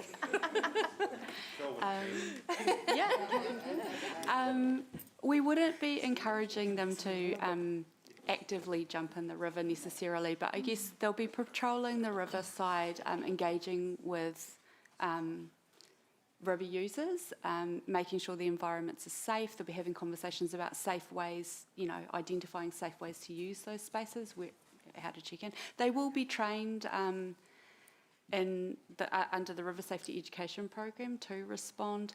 They'll also be given things like throw bags and first aid kits, so if they're first responders to an event, they have... So they're all CPR trained and all of that? Correct. And I have huge respect for our City Safe team, don't get me wrong. Have we had any conversations with Coast Guard, for example, who do river patrols in other parts? Sure. So they're part of the wider forum and the group we're pulling together about how we can collectively respond to these issues into the future. So this year is proposed as a pilot, in part, and while we all work together to understand what is quite a complex issue, and identify whose parts and roles are whose to continue into the future. But yes, we are engaging with harbour masters and yeah. Thank you. Thanks.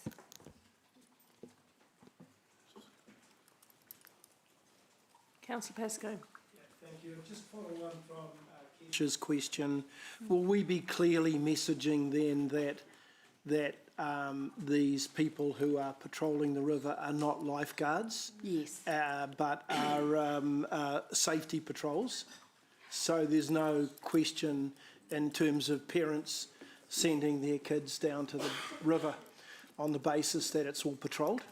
Yeah, look, I think from the outside they'll continue to look like city safety officers. There's 6 city safety officers who've been identified to be part of this rotation, and it will form part of their day-to-day work. But we'll work with the comms team to make sure that there's some clear messaging out there. Yeah, okay, fine. Now, I'm trying to get my head around the River Infrastructure Fund. Do you know much about that? I mean, is it an OPEX fund or a CAPEX fund? Yeah, what's it there for?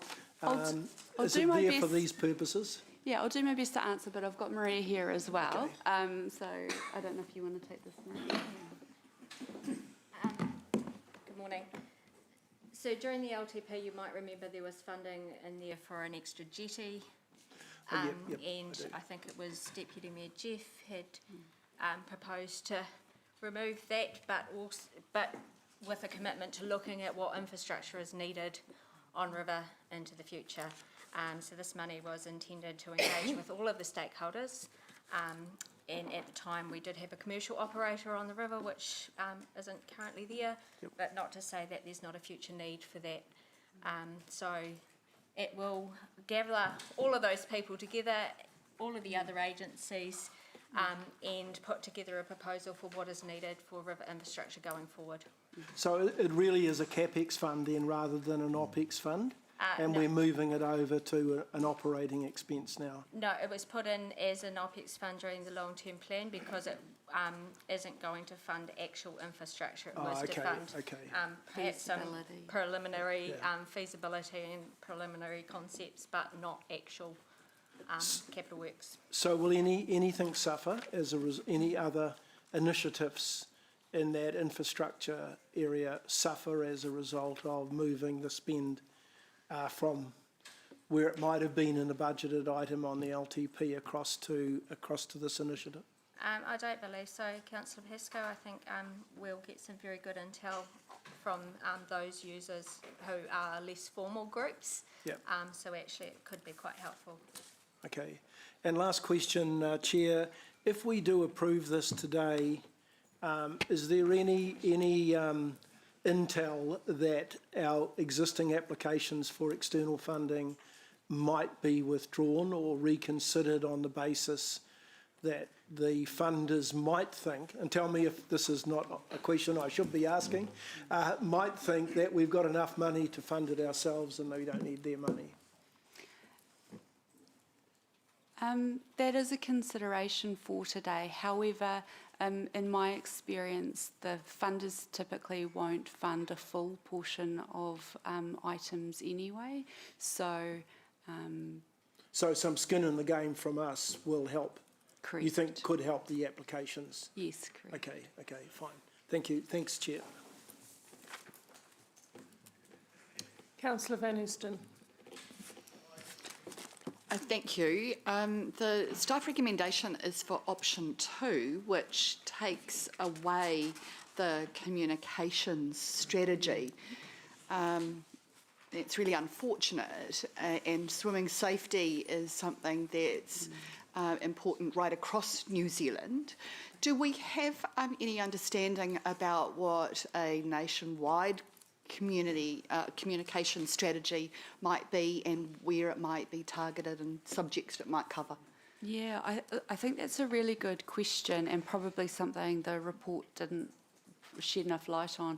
There is a regional conversation and a national conversation being had about education and communication initiatives, which is why we felt at this time that component could be parked either until we get more intelligence about how our city users are using it or until more is known about what's happening at that regional level. So when we're not recommending it as an action for this summer without the funding, but it's not to say that we wouldn't recommend an initiative, council be part of an initiative into the future once we're aware of the detail of that. And in light of that then, are staff satisfied that the what do they call it, city safe officers is enough of a response to mitigate some of the risk that might be inherent this summer? We believe that this is the most effective way to do that within the resources we have available to us, because the pools are delivering water safety initiatives and will continue to. There will be some elements of the communication plan delivered, and there will be something delivered regionally also. So we are comfortable that this is a good approach. And just finally then, with regard to the education part of the proposal, I guess schools are a great place to have that conversation. There's very few of them that have pools on site. Kids in our communities are finding water in lots of different places. Is there anything currently being rolled out into schools that can have a bit of an add-on around that natural water swimming? Yes, there are initiatives. So the pools team are working with schools around delivering some water safety initiatives. This would provide a scaled up approach to that. So we are delivering that. There's also the opportunity to partner with the ministry, and the police search and rescue teams have also indicated a desire to work with us around this project. So similarly to the comms one, this might not be this initiative, but there's likely to be others. Okay, thank you. Thanks, Chair. Thank you, Councillor Gallagher. Yeah, just be patient with me. I'd hate to prolong this particular item, but really it's important, and I just want to, in terms of our river plan strategy and vision, get an idea if I'm sort of in 2 or 3 years walking along the river, what will I as an ordinary person notice, particularly if I have loved ones wanting to swim in the river, from the redeveloped Wellington Street Beach project, but bearing in mind all the work we're now doing, with the jetties and the ongoing work through Jeff's committee. So Councillor Gallagher, I don't think there's any debate that Wellington Street Beach is a popular swimming site and has been for generations. This is just about how can we make it safer for those people. So what I want to get a sense, just bird's eye view, and as soon to be just ordinary member of the community. Obviously there'd be a peak season, peak times user thing, so that there's I just want to get a sense of what is the presence going to look like of our city safety people, etc. So this year, because it is a pilot only, it'll be Wednesday through Sunday, 10:30 a.m. to 7:30 p.m. Patrols, continuous patrols over those areas. They'll see their city safety officers be visible, but also probably having proactive conversations with the river users and providing, the advice we talked about, having conversations about why they're there, how they're using the space and things like that. So, as you know, I'm a really very active surfer, and obviously, as you know, I regularly go to our beach, which is in Raglan, our beach, and the wonderful Surf Lifesaving Club, this is Hamilton's beach. Yeah. But as a parent, etc., and a friend, I know about the flags, and I see if someone's in the tower, and I see where the flags are. So I know this is totally different in a sense, but I have a visual sort of guide to behaviour as to where I would take a dip, and where I'd be encouraging my kids to take a dip. So I'm just trying to, if I can, using overseas examples as well, and local examples of freshwater river swimming, how does that look? Because I'm sure there's tons of examples around the world where you have this. I think there's a delicate balance here because, as I think we'd all acknowledge, that the river isn't an environment that we might want to encourage people to be actively swimming in, but we do acknowledge that people do. So this year, the intention is to deliver this suite of works to get a greater understanding of how people are using the river, and the locations they're using and the relevant risks associated with each of those locations. And then following this summer, we'll put in more informed interventions, because one of the things that we don't want to do is we don't want to risk putting in something that creates a greater risk rather than lessens it. So there'll be signage that goes up, there'll be these patrols. The summer will increase our education, but in terms of physical interventions for the long term, this summer is the year where we'll gather all that information to design, with the intention of designing those. Just a thing for me is the kind of ensure that the branding, dare I say it, is there, so people kind of realise, obviously the comm strategy is saying that City Safe is not, we're not totally relying on them, it's ultimately the user has to be responsible, but they're there as part of the backdrop. So presumably on a Sunday afternoon, if there's lots of people at the Wellington Street Beach, particularly as it's redeveloped, there would be some sense of a City Safe presence. Am I on the right path? Correct. There? Yeah. And that obviously this is also going to do whatever we can to tell people that this part, to discourage swimming from other areas of the river, to do the best we can. Ultimately, humans will make choices. Yes. Thank you. Councillor Thompson. Thank you.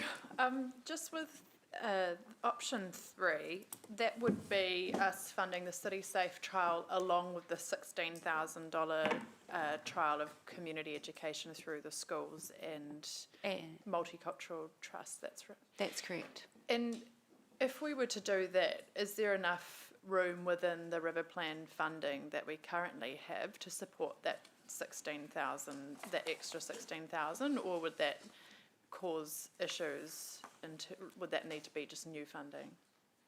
It would leave around 75,000 funding available this year to undertake the work, and the 250 next year. Yeah. So, do you have a view on that? Sorry, can you? Yes, no, sorry, there's lots going on Yeah. with things. Yeah, so my question was just basically around option 3, which would be the city safety officers plus the 16,000 for the education trial going into a number of schools and working with the Multicultural Trust. So, and the question is, would that require new funding, or, you know, if we were to use another 16,000 of that river plan funding, would that you know, cause an issue in terms of our ability to get on with that work? No, I don't think so, Councillor Sarah. And in terms of, because we're hoping for external funding for that anyway, so option 3 would be as a stopgap, that if it didn't come through, we would have that available. And I think the thing to remember, Councillor Sarah, is that this is the start of the journey, not the end of the journey. So, you know, if we can go ahead with some of this work, we will be better informed next time we talk to you about this issue, and start actually shaping up a view on what the longer term solutions look like. Yes. And finally, I guess, just in terms, your thoughts generally around option 3 in terms of getting on with that smaller piece of education work and the value of that, doing it now versus waiting? I think that the polls team would say that it's a very important piece of work to be delivering. Targeting user groups who are identified as at risk statistically. However, I guess we will endeavour to deliver it in other ways as to the best of our ability. So ideally we'd deliver it now, but if it doesn't happen this year, we'll do our best. Okay, thank you. There's a bit of eye contact going on. I wouldn't mind calling a couple of minutes to have a talk with Councillor Sarah as mover and seconder of the motion. We might be able to work out something together. What do you want, sorry? I was wondering if we'd just grab a 2-minute recess to chat. Sure.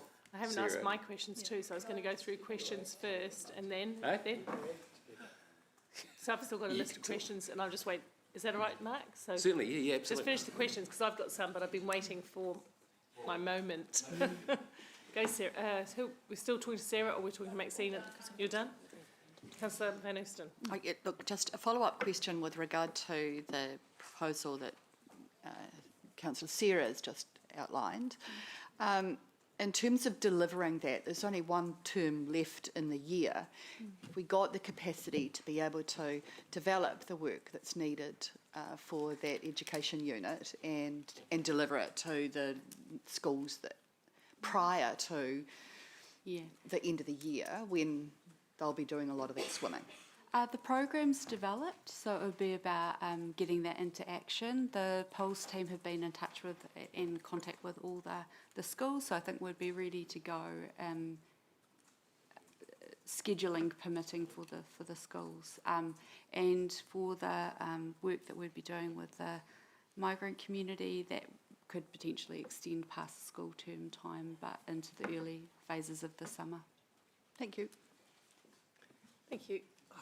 Thank you. So I have some questions on this. Don't doubt the intention of it at all. I'm just wondering where it sits with the actual legal responsibilities of the regional council as those who put the navigational safety bylaw in place and are in actual fact responsible for anything on or in the water, whereas we're responsible for anything on the bank or any structure, like the jetty or something like that. So are they I saw the funding coming here and there, and we could apply as staff and everything, but what's their skin in the game, because this is their work? Yeah, so that's a good question, me Paula. They are part of the regional forum.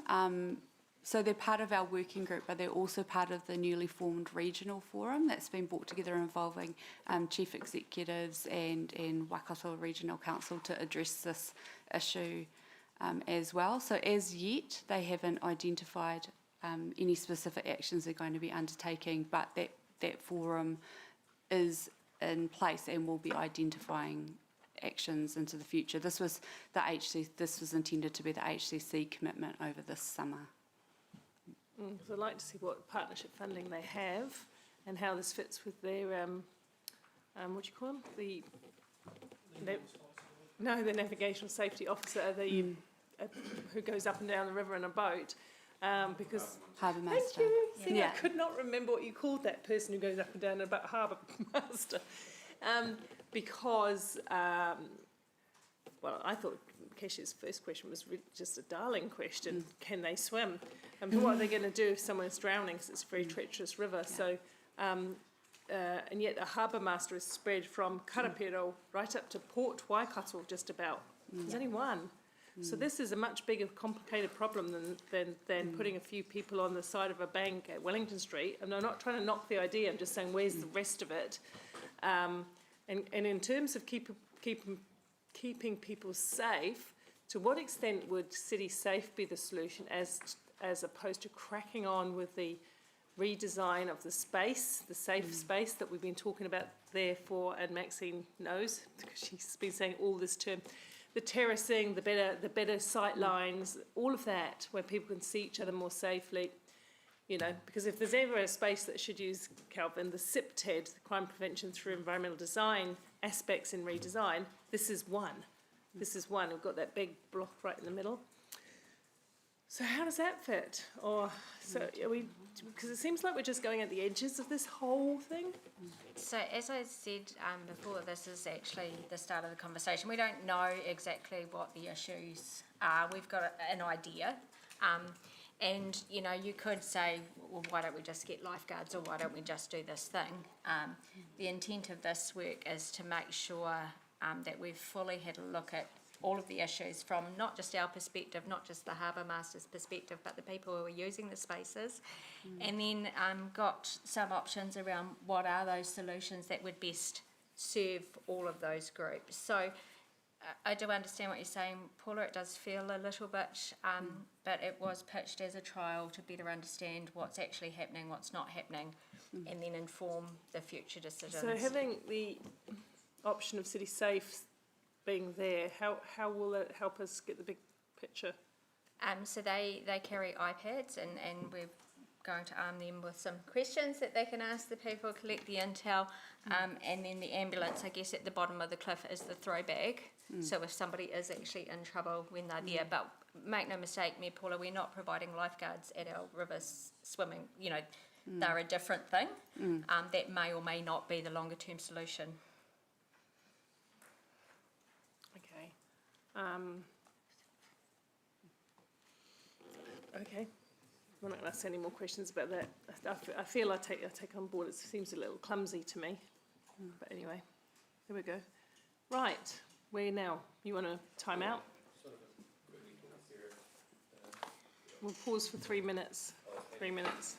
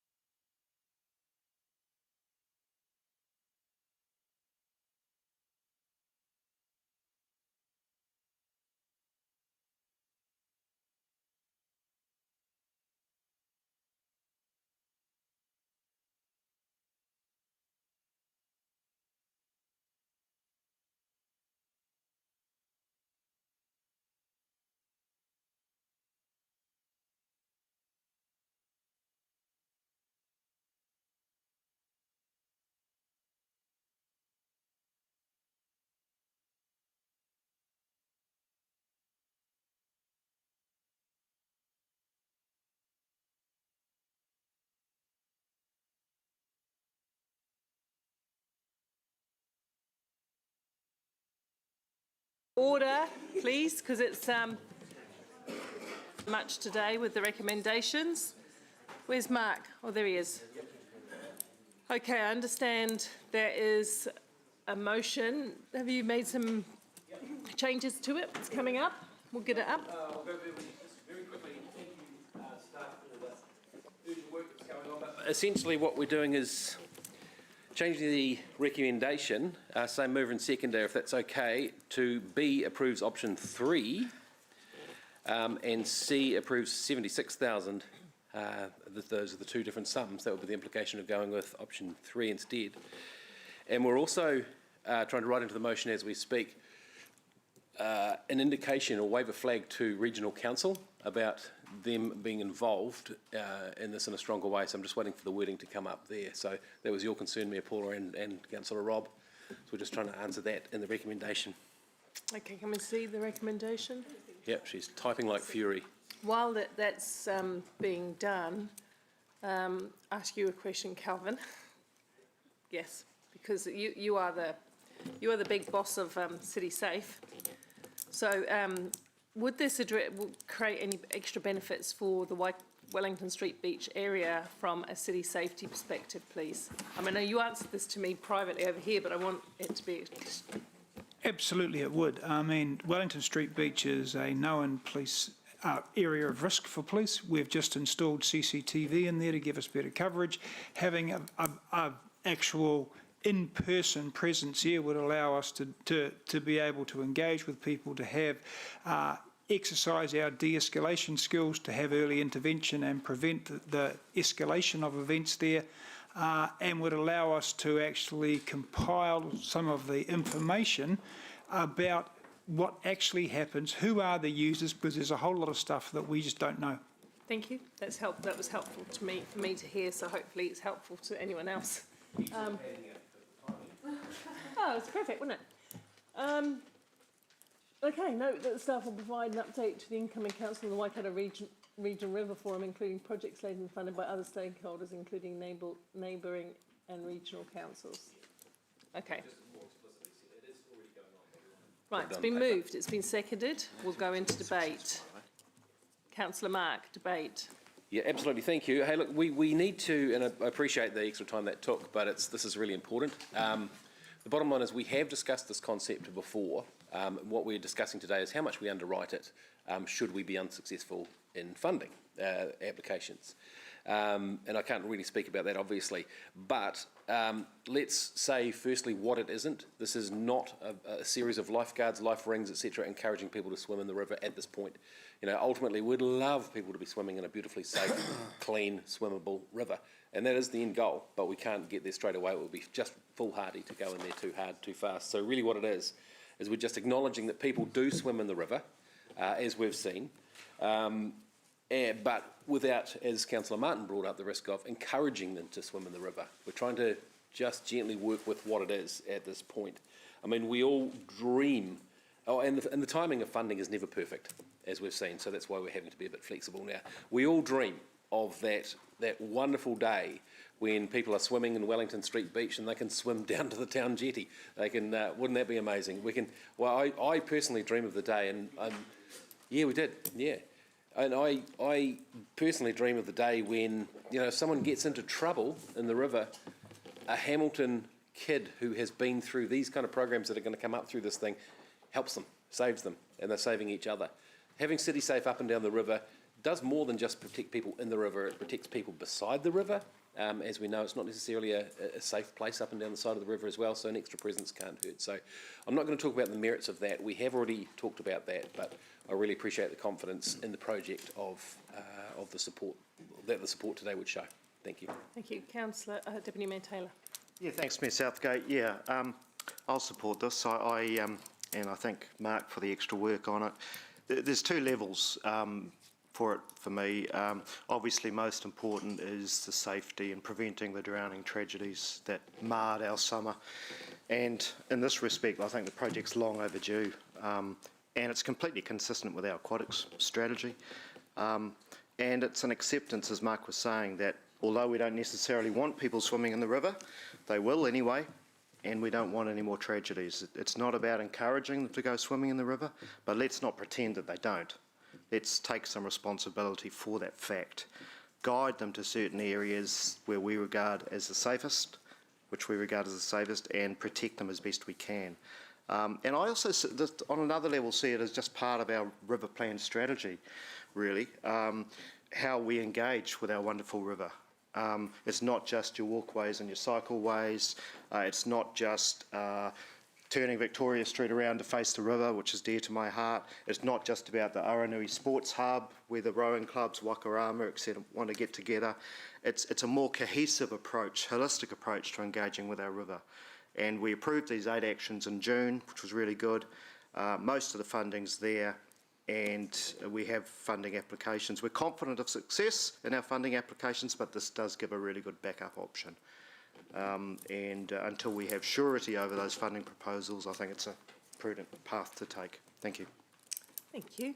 Any other speakers? Councillor Pascoe. Thank you, Chair. And look, I also support the initiative, but I think that there are some really big risks here in what we're trying to achieve and the very small budget that we have in place to achieve that. And I cite the following: the distance between Wellington Street and the gardens, at least 1 kilometre of river, and there are 2 sides to the river. Okay, so are we patrolling or are we checking on the other side of the river? And there's also the area beyond, because of the ever-changing currents in that river. So I think the messaging will need to be clear here, but irrespective of how good the messaging is, we will have a change in terms of Deputy Mayor Taylor's comment about not encouraging people into the river. In fact, it will encourage people into the river if they know that there is some patrolling going on. So we talked about in the questions the comms, but there's also the signage too. So there's a cost involved in that signage and maintaining it. When I go to Raglan to watch Councillor Martin surf, I know that there is a defined area at the sea, at the beach at Raglan, and that is the area in which I will be able to find him out there surfing. This area really is far too large for us to make any positive. I'm also concerned a little bit that it's a trial, and if it doesn't work, a year later we pull the trial, and there still is that expectation out there that we are continuing this patrol. And reliance on schools, well, you know, we know that a number of drownings do occur with our young people, but when you look at the stats currently of the numbers attending school at the moment, we're not going to get that coverage that we need. And we also know that a number of drownings occur involving people who are beyond that education area. So I'm just really concerned about the spend and what we will achieve with that spend in terms of the expectation that our residents will have for us to keep them safe in and around that river area. Thanks. Councillor Thompson. Thank you. Some good points made by previous speakers. I think just like to thank the mover and seconder for including the option 3. 16,000 isn't a huge amount, but what is being proposed around the education appears to be extremely valuable, and I think targeting intermediate students, you'd hope a few more of them will be at school compared to at high school age, but you are getting them at an age where they can understand these issues, but they're also a lot more independent and likely to start looking at things like swimming in the river. People need to understand the river. I think it's easy to underestimate the current, underestimate when it rains heavily, how strong that current can be, all of those things. So if people can understand where it's safest to swim, if they are going to swim there, when it might be safe and unsafe to swim, and what to do when someone gets in trouble, that will be really, I think, a step in the right direction. What I'd like to see from this is some kind of review of how successful the program is. I'm not totally sure how you review that, but it may be that in a few months' time you actually check in to see how much the students recall and whether they applied it over their summer. I'm not sure, but it would be great to measure the success in one way or another. The other thing is this should also be done in partnership with Waikato Regional Council. So I'd like to see us as a leadership group meet with Regional Council in the early triennium and have a joint plan where they actually also, going forward, commit funding as well to these kinds of programs. So support this trial for this summer, but it would be fantastic to really work closely with our partners down the road to have a joint funding program. Thanks. Councillor Wilson? Yeah, thanks. Paula, I too will be supporting this particular motion for the very reasonings that my colleagues have articulated, and I don't intend to relitigate them here. I do, however, want to send a message that I would love to be part of a council, if I'm re-elected, to seriously review and see if we cannot lift the swimming opportunities at our current Hamilton swimming facilities. I note currently we permit under 5s to swim for free, something I, as part of a team, worked very hard on a few years ago.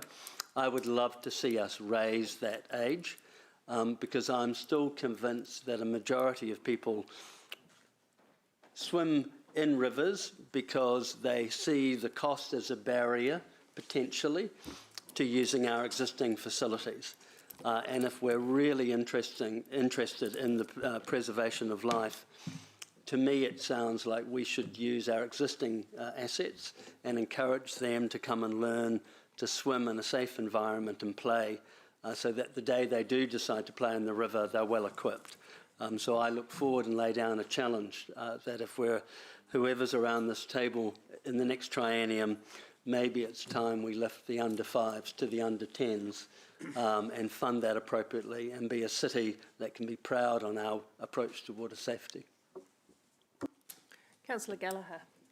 Yes, I certainly endorse the previous speaker in particular and compliment and note Councillor Wilson's leadership when we did the under 5s policy, and as a citizen of Hamilton Kiwikuroa, I would love to see a council eventually have a system where at least all primary school age children had free access to our swimming pool facilities, noting the tragic stats we have around drowning in this country because of our maritime nature, and noticing that anything we can do to improve and encourage access to controlled, supervised swimming facilities, which our swimming pool network represents, surely must assist and help in that objectives, noting that, of course, we've had a trend away from the local school.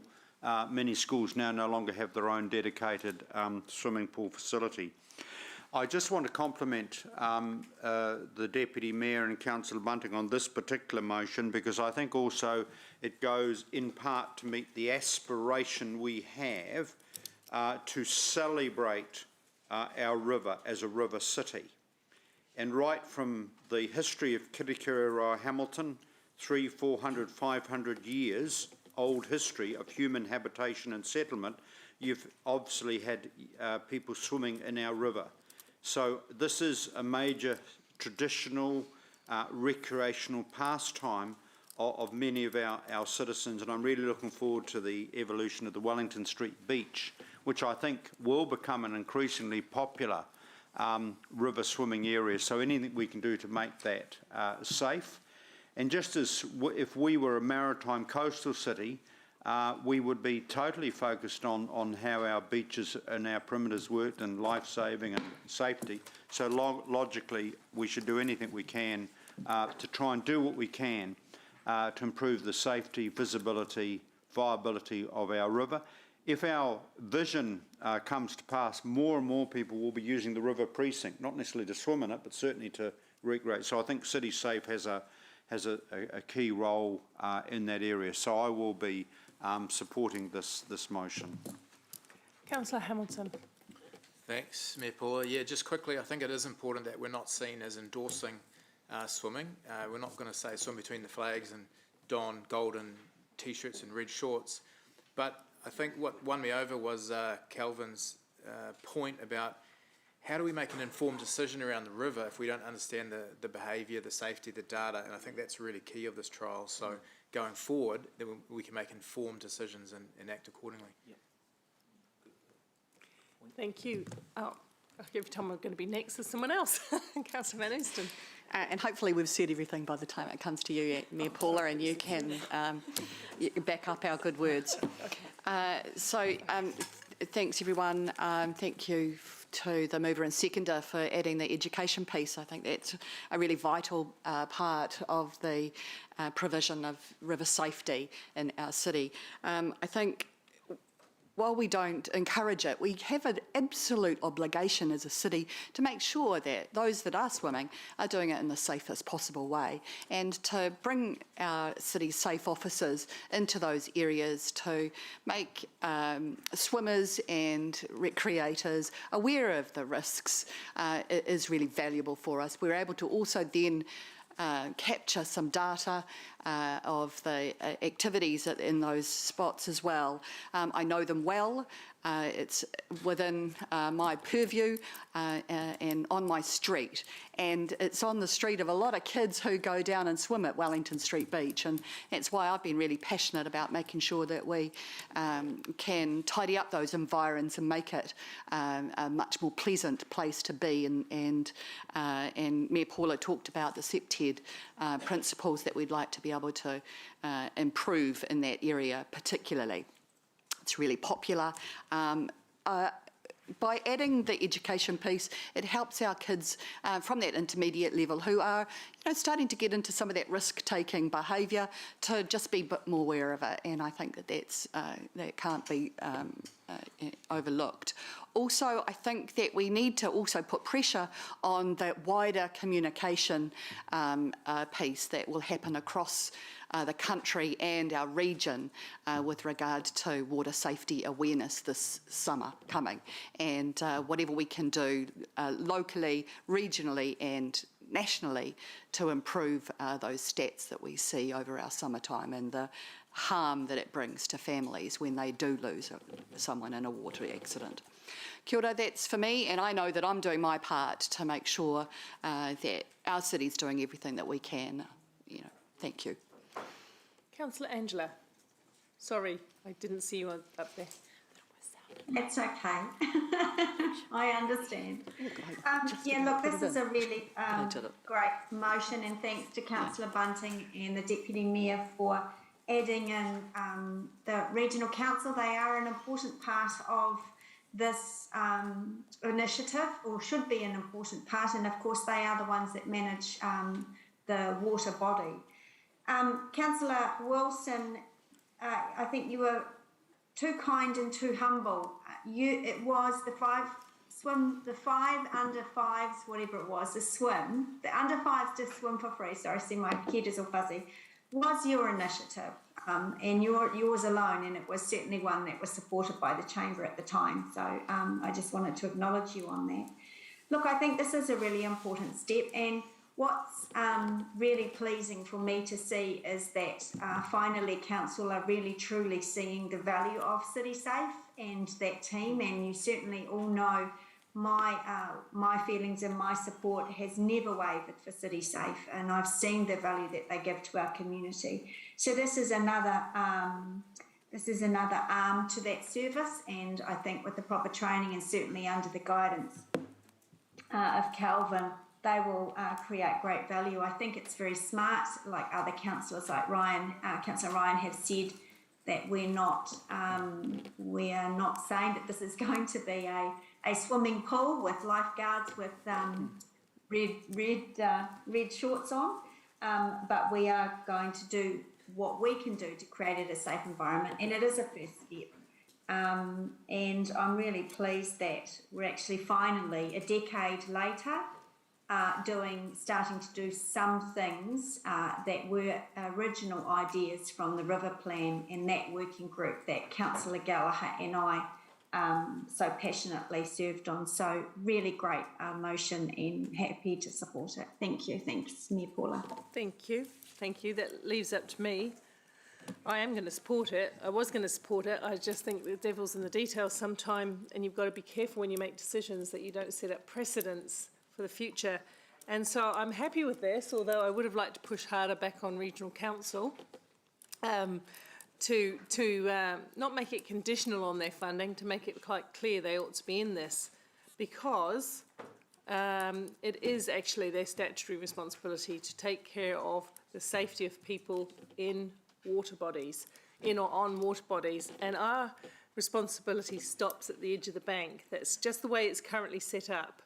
But of course we want people to be safe, and that's why I did ask Calvin the question and then ask him again so we could all hear the answer around safety at that particular location, because Maxine is right, there's a broader safety issue there, and we haven't done the landscaping yet, though that's coming. When that's in place, I think the place will start to feel and function more safely. I just, going forward, I think we need to, and I've been saying this with Chair Remington when he was the chair, that we seem to be a little bit too far away from the conversation around catchment matters, whether it's safety or erosion or whatever. They do give us, they contract us to do works along the riverbank, but we don't see very much visibility of that at a governance level since that joint committee was disestablished. So I just want to say that hopefully when the new councils come back, we can strengthen that relationship, because it just doesn't make sense when we manage the land right alongside New Zealand's longest river and they manage the water that flows through that longest river, that we don't have a closer synergy and a tactical relationship across it. But yeah, no, good work, Mark, good work, Jeff. We'll go to the vote. Oh, right, a reply? Yeah. I just want to sum that up and say thank you. Ryan actually brought up that very, very good point. This is an information gathering exercise as well. It's not a surf life-saving exercise. And that with this new slimlined look, it'll be info that's gathered by our people, analysed by our people rather than by using consultants. So that's one piece of fat we're trimming from the system. This is the good stuff, isn't it? This is the stuff I've really loved serving in this council. This is when you make stuff that is actually going to save people's lives. I mean, this is. No, I'm not. And yeah, this is the kind of stuff that makes me think, damn. But this is great. I really want to thank Sarah for giving me the eye across the table about option 3, and working in typical Sarah style, saying we could do this. And this is why I've loved working with you during this. So thank you for being so pragmatic and ambitious and positive about this. It's fantastic. And I also want to thank Deputy Mayor Taylor, because he's been so accommodating. This is the fund that he set up in his Central City working group during the 10-year plan. And he's been really positive about this. I'm really grateful to the peer review. And I'm just so excited that we're all seeing the same dream here. This is the power of a good group. We're seeing the dream of what it could be in a pragmatic way. Look, the bottom line is though, I've got to say something. Maybe, just maybe, we could, now that Councillor Martin has a bit more time, get him to bring his surfboard and get down there and give us a bit of a hand with this. I'm really, really quite keen for that visual to come to reality. But look, hopefully the funding will come in and this will all be moot anyway. And it won't cost us a cent more anyway. But to the funders who are watching this, I hope you've been given a clear message. This council is very positive about what you are potentially funding. And we will gratefully accept your funding should you look at us positively.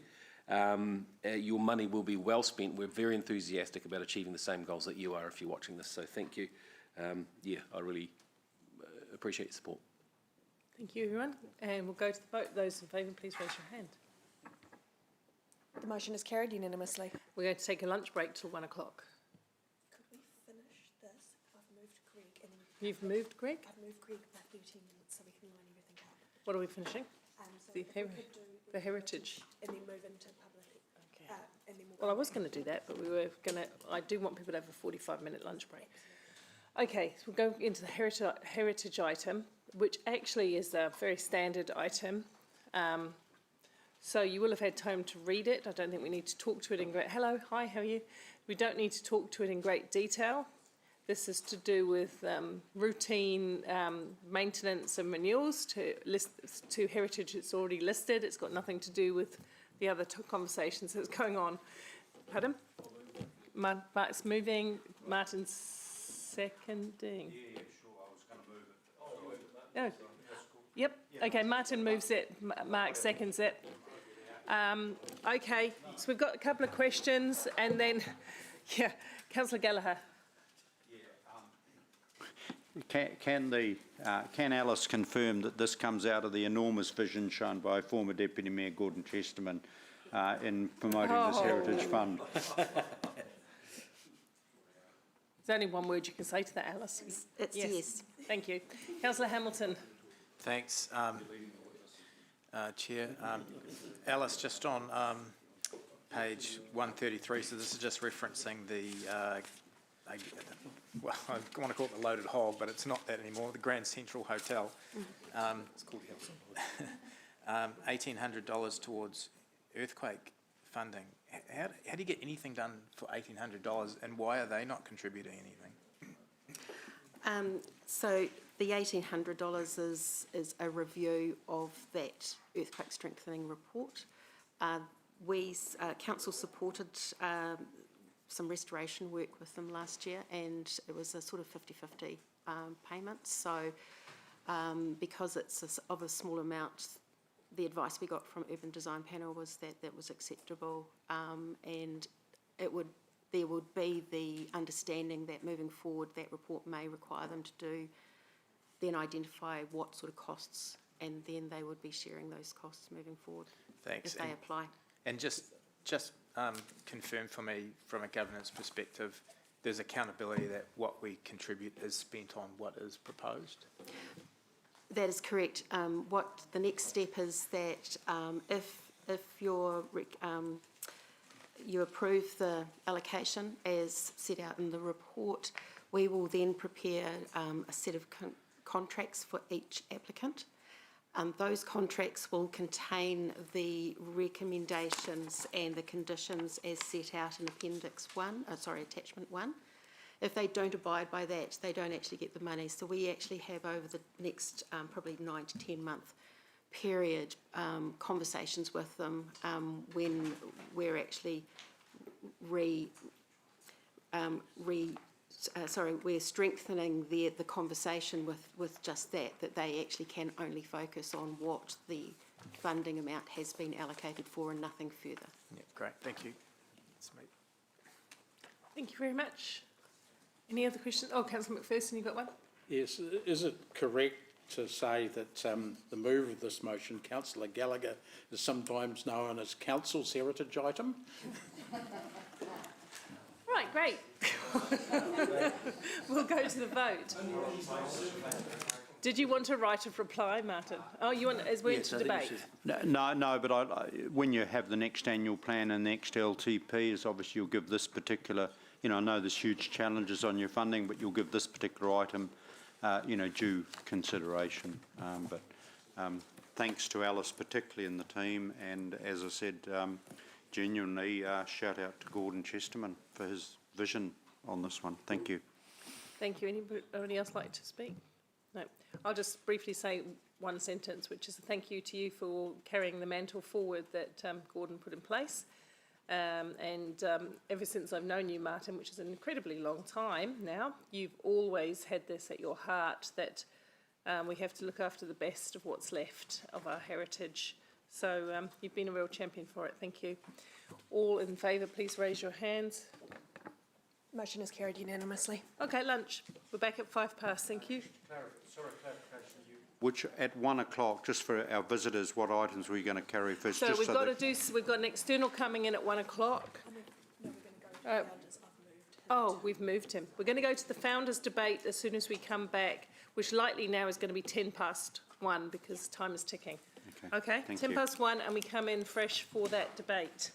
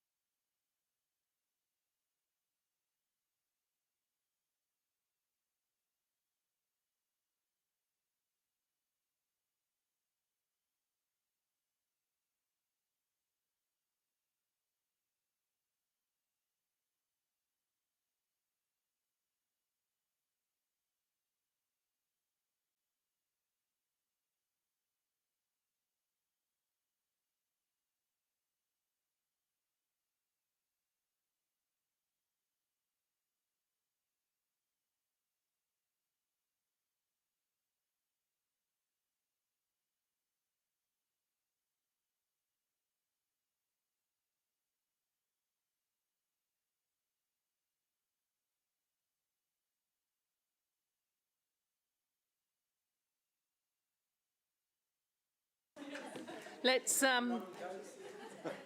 crack on to the business. Hope you had a nice lunchtime, and thank you for the nice lunch. We are going to go back into the founders item now, aren't we? Yes, we are. The agenda's changed around so much, I've lost it. Lost the plot? I've lost the plot. Yeah. Oops, now I've lost my connection as well. Here we go. Okay. Right, there has been conversation on both parties, or combination of people and who knows what. So let's get the let's get the current motion. And I would ask, is that it, Dave? Read on the timing.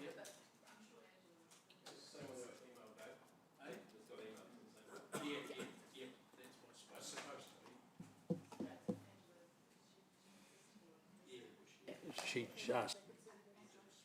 Okay, so Angela, you're there. It's been, at the moment, it's, you're seconding now on that. Yeah, we just did a swap because Angela was. Okay, are you happy with that, Angela? Yes, yeah, that's fine. Okay, so that's what it is. It take a second to look at it, but if, Dave, you would like to explain, without debating, of course, Yeah. what it means. Well, I don't think it'll need a debate anyway. No. Look, this is a motion not to change the decision on founders that's already been made, to put that in abeyance for a few months, 5 to 6 months, while the work on the community hub needs analysis is done for the central city is done, and that will include looking at the founders site, looking at Momentum's involvement, looking at other funding partners' potential involvement, being undertaken by an independent person supervised by our staff in the community sector. Maria's been involved in that, and she's also available to answer questions on it as well, and then report back by May, and we haven't done a specific date in May because it's to leave it a little bit flexible for staff, but the purpose is in time for anything that might need to go into the annual plan to be discussed in time for that, and to have a reference group of elected members involved in discussions with staff while that process is going on, staff and the independent analysis person. That person would be something, some of you are familiar with what Steve Bramley did with the Rotatuna pool, brokering sort of possible arrangements and then helping present them to council. So that's that purpose there. And to leave the previous council decision on founders on the table but not activated while that process is going on. Questions for clarity then. If that's the case, when the community facilities plan is done, I didn't realise the 12th of day, mate. I thought we were still working on March. Yeah. Anyway, when the facilities plan is done, at that point, if the founders site or the founders area did not float up as the place for a fit for purpose community hub, it wasn't looking likely, we could then still demolish, or we'd have to get a revocation at that point in time. Because the motion still stands, right? The motion still stands until it's, what's the wording? Until it's superseded. Which means you need the bigger margin of council to go. The rules around that. Governance would advise at the time the wording you'd need to do that. Okay. Questions from everyone? I think it's good that we understand it, Councillor Gallagher.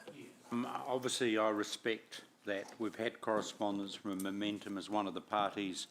The independent presumably will speak further to TOTI and also the funders that we're aware of as of today in terms of some of that detail. No one who's expressed an interest would be excluded from consideration, is our thinking. Maria might want to comment further on this. Everyone that's put some informational proposals for us will be part of the consideration. What comes back to us will depend on the work that the independent analyst is doing under the supervision of staff. Maria? Helpful, Councillor Gallagher, to remind the Council of, so as I see this motion, it is asking us to bring these considerations into a piece of work that's already been delivered, and that is being delivered from a resolution that was given to us on the 12th of May, and that talks about us working collaboratively with the existing leaseholder of Celebrating Age and other stakeholders, including Norris Wood Facilities, to inform the best solution for a community facility or facilities that meets the range of communities. So it is kind of encompassing that we will be working with everyone. This motion is specifically adding the founder's site and momentum to that list of people we would already be working with.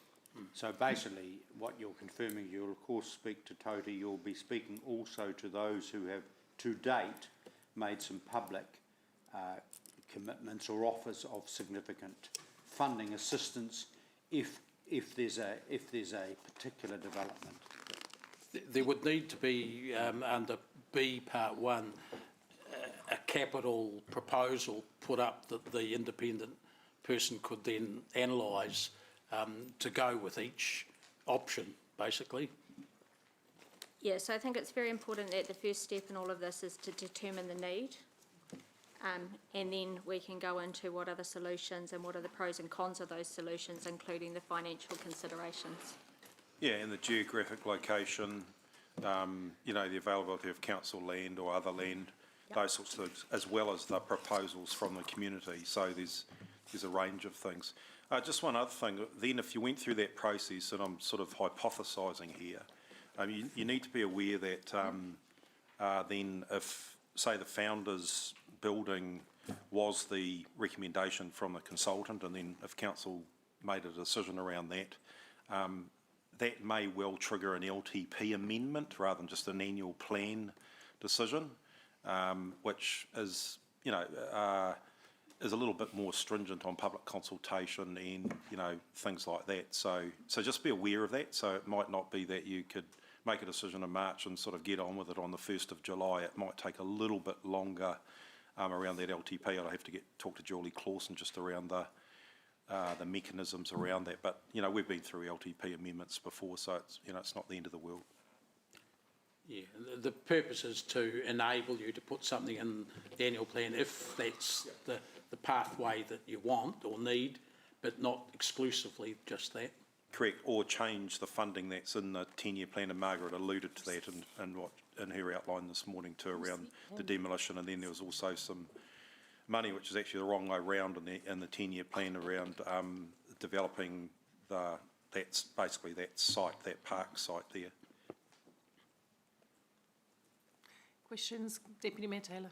Yes, are we still in questions to the mover of this, who's given us a commentary? I just had a question. No, you can either or. It's on. You can ask questions of staff. Well, I've got separately. I've got questions of staff, but yes, I just wanted to not blow them all now. Both of them. Okay. Yeah, just a question to David about the characterisation of this motion that you made. There was a mention of it not that the motion. The decision we agreed on in May still stands. Yeah. And I'm just questioning that because C actually says we can't act on the motion that was agreed in May until March, until this report comes back. So I just question that characterisation. It does actually change the decision that we made in May. Not if it doesn't, in the sense, Jeff, that if council were to make no decision and do nothing by the end of March, that would happen. It's just saying it won't be acted on until that time or such time as it might be changed. I mean, we make decisions in lots of areas that we don't immediately act on. Yes, although demolition was initially planned for September, October onwards. I think it was initially planned earlier than that, like 1st of July was one mentioned by General Manager at one stage. Right. So, yeah, okay. Well, it still is stopping us from actually carrying out the implications of the May resolution. 5.5 months, yes. Right, thank you. Thank you. And look, I just have questions of staff on a couple of things, if I may.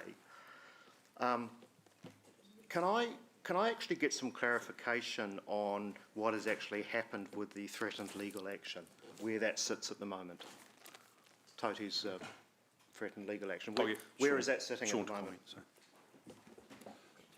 Yes, if I may, through the chair. There has been no legal action filed through the High Court. We have responded to the legal representatives of Toti, who suggested that they may be taking that course of action with our view on it. And as part of that response, we agreed to not do anything further with regards to demolition planning for Founders Theatre until the issue was resolved. We did, however, reserve our right that if the notice to the High Court wasn't forthcoming within a reasonable period of time, that we would reserve our right to proceed with the demolition, but we would give Toti notice of that. And so at this stage it's on hold. We've had nothing further through. We've responded to the Legoima requests that were made of us as well. That's the elephant in the room.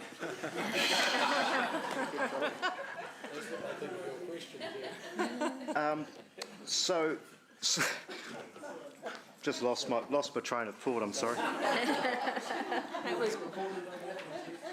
So should we vote this down today, Sean? Then we are in a position to notify Toti that we intend to pursue demolition. Yeah. Yes, we would be. Right. And that would be for them to decide whether or not they proceeded with the threatened court action. And should Toti be unsuccessful with this court action, what happens with costs? Are we in a position where we could receive costs? Yes, we would be in a position to receive reimbursement of our costs, but only up to a certain percentage. My understanding, I couldn't answer the actual amount, but I don't think we could recover 100% of costs, but we would be able to recover costs. Right. The council would have to seek that from the court, through the court, and my view would be that would have to come back to council. That wouldn't be a staff decision because, you know, there's a whole bunch of relationship issues to be taken into account as well. Right. And one last question, thank you, Mayor Southgate. It keeps slipping in my mind. Have we consulted on Founders Theatre and what should happen with it 4 times or 5? I can't recall. At least 5. At least 5. Does that mean 6? It means I'm not sure of the exact. Sean might be able to help I us there. think it'd be over 6 times, bearing in mind it's been in different guises at different times. We consulted when we were working to see if we could save the theatre for a while and sought input from the community then. We then consulted when we had a proposal to us from Momentum for the new regional theatre. We then had consultation related to Founders as it related to the West Town Belt Master Planning and so forth. So there has been a series of different consultations. And then the last consultation we had in 2020 was when we were looking at options for a plan for the land area for the open park, should we demolish Founders Theatre, and the question was put then as well. Was that the one where 505 people responded and 84% favoured us demolishing it and creating a green space? Yes, that's correct. Thanks, Sean. Thanks, Ms Southgate. Thank you. Councillor Pascoe. Thank you. I just jumped up the queue there. Just following on from Deputy Mayor Taylor's questions about the judicial review, can I, through you, Mayor Paula, ask the representatives of Toti who are here now, if this motion, if they support this motion to the extent that they would continue the agreement to leave the application for the judicial review on the table until this review is completed? Is that nod suggesting yes? It's unusual to go back to the speaker, but just a yes, kind of a yes or no, very short, blunt question I think will be helpful. Yes. Thank you. Okay, that's fine. And just some questions of Maria and staff. It was mentioned this morning that there are 80 groups left homeless through Celebrating Age. Is that number correct, 80? I wouldn't suggest there's 80. There were a number of users, so it depends what you know, there was a number of people casually booking, there were people who had leases. Okay. Well, have you had any adverse feedback from those groups that they are not currently being rehoused or so that they can carry on their activities elsewhere? We have had a couple of groups express that they haven't continued their activities. Remembering, Councillor Pascoe, that COVID's been in the mix as well. Yeah. But yeah. you're only talking about 2 out of 8, potentially out of 80. Yeah, so we haven't had a lot of feedback. Okay. Formally. But generally, you're happy that we have helped rehouse those groups to continue what they were doing in that facility. We've certainly had conversations with any of the groups that have approached us, Councillor Pascoe. Okay, that's fine. And last question, there was a suggestion this morning in the presentations that the arts post is up for demolition. Can somebody confirm whether that's correct or not? No, it's not. There is some seismic work that needs to be done on that building, which was in the seismic report that came to either committee or council 3 or 4 weeks ago that Paul Gower presented. And that's, I think it's a bit further out in the 10-year plan, but well within the legal timeframes of that. So, but there's not a suggestion that the building might be up for demolishing. No. And we've had some estimates on the work that needs to be done. Yep. And the cost of that, and that's in the 10-year plan, notwithstanding inflationary pressures and things like that. Yeah. Okay. Thank you, Chair. Councillor Thompson. Thank you. Maria, I was just wondering, in terms of what we'll get at the end of this report and the, I guess, options assessment, how much detail would we likely get around the reuse of the building itself in terms of how fit for purpose it could be in terms of filling community needs, and what it might likely cost given compared to a new facility that provides a similar service? So again, Councillor Sarah, we will be looking at what is the need. Yeah. That will likely spit out a shape, size, form that is ideal to meet the community's needs. Yeah. We'll then look at the sites that are available, have a look at what options there are within those sites, and then the financial considerations, fit for purpose, all the things that the community are particularly interested in terms of parking and accessibility, all in the melting pot. And I expect that there may be more than one option. There may likely be some prioritisation needed. I think it's been well documented we can't do everything at once, but that's the sort of thing I'm expecting. Okay, thank you. And so we should have a lot of our questions answered by that point around, and with the timing of the report, that would be March of next year. Is that right? And is that realistic? It would have to be March, particularly if there's any annual plan considerations. So it is tight. Yeah. There's a lot of people and a lot of information to consider. And we do have December, January in that mix. Yeah. So doable if we don't have further delays. Okay, and do you have do you have resourcing available to carry out the additional work? So we do have a consultant engaged to do the existing piece of work, and Debbie has been sitting beside me listening to the conversations today, and I expect that we would request they pick up this additional piece should the motion go through. Okay, thank you.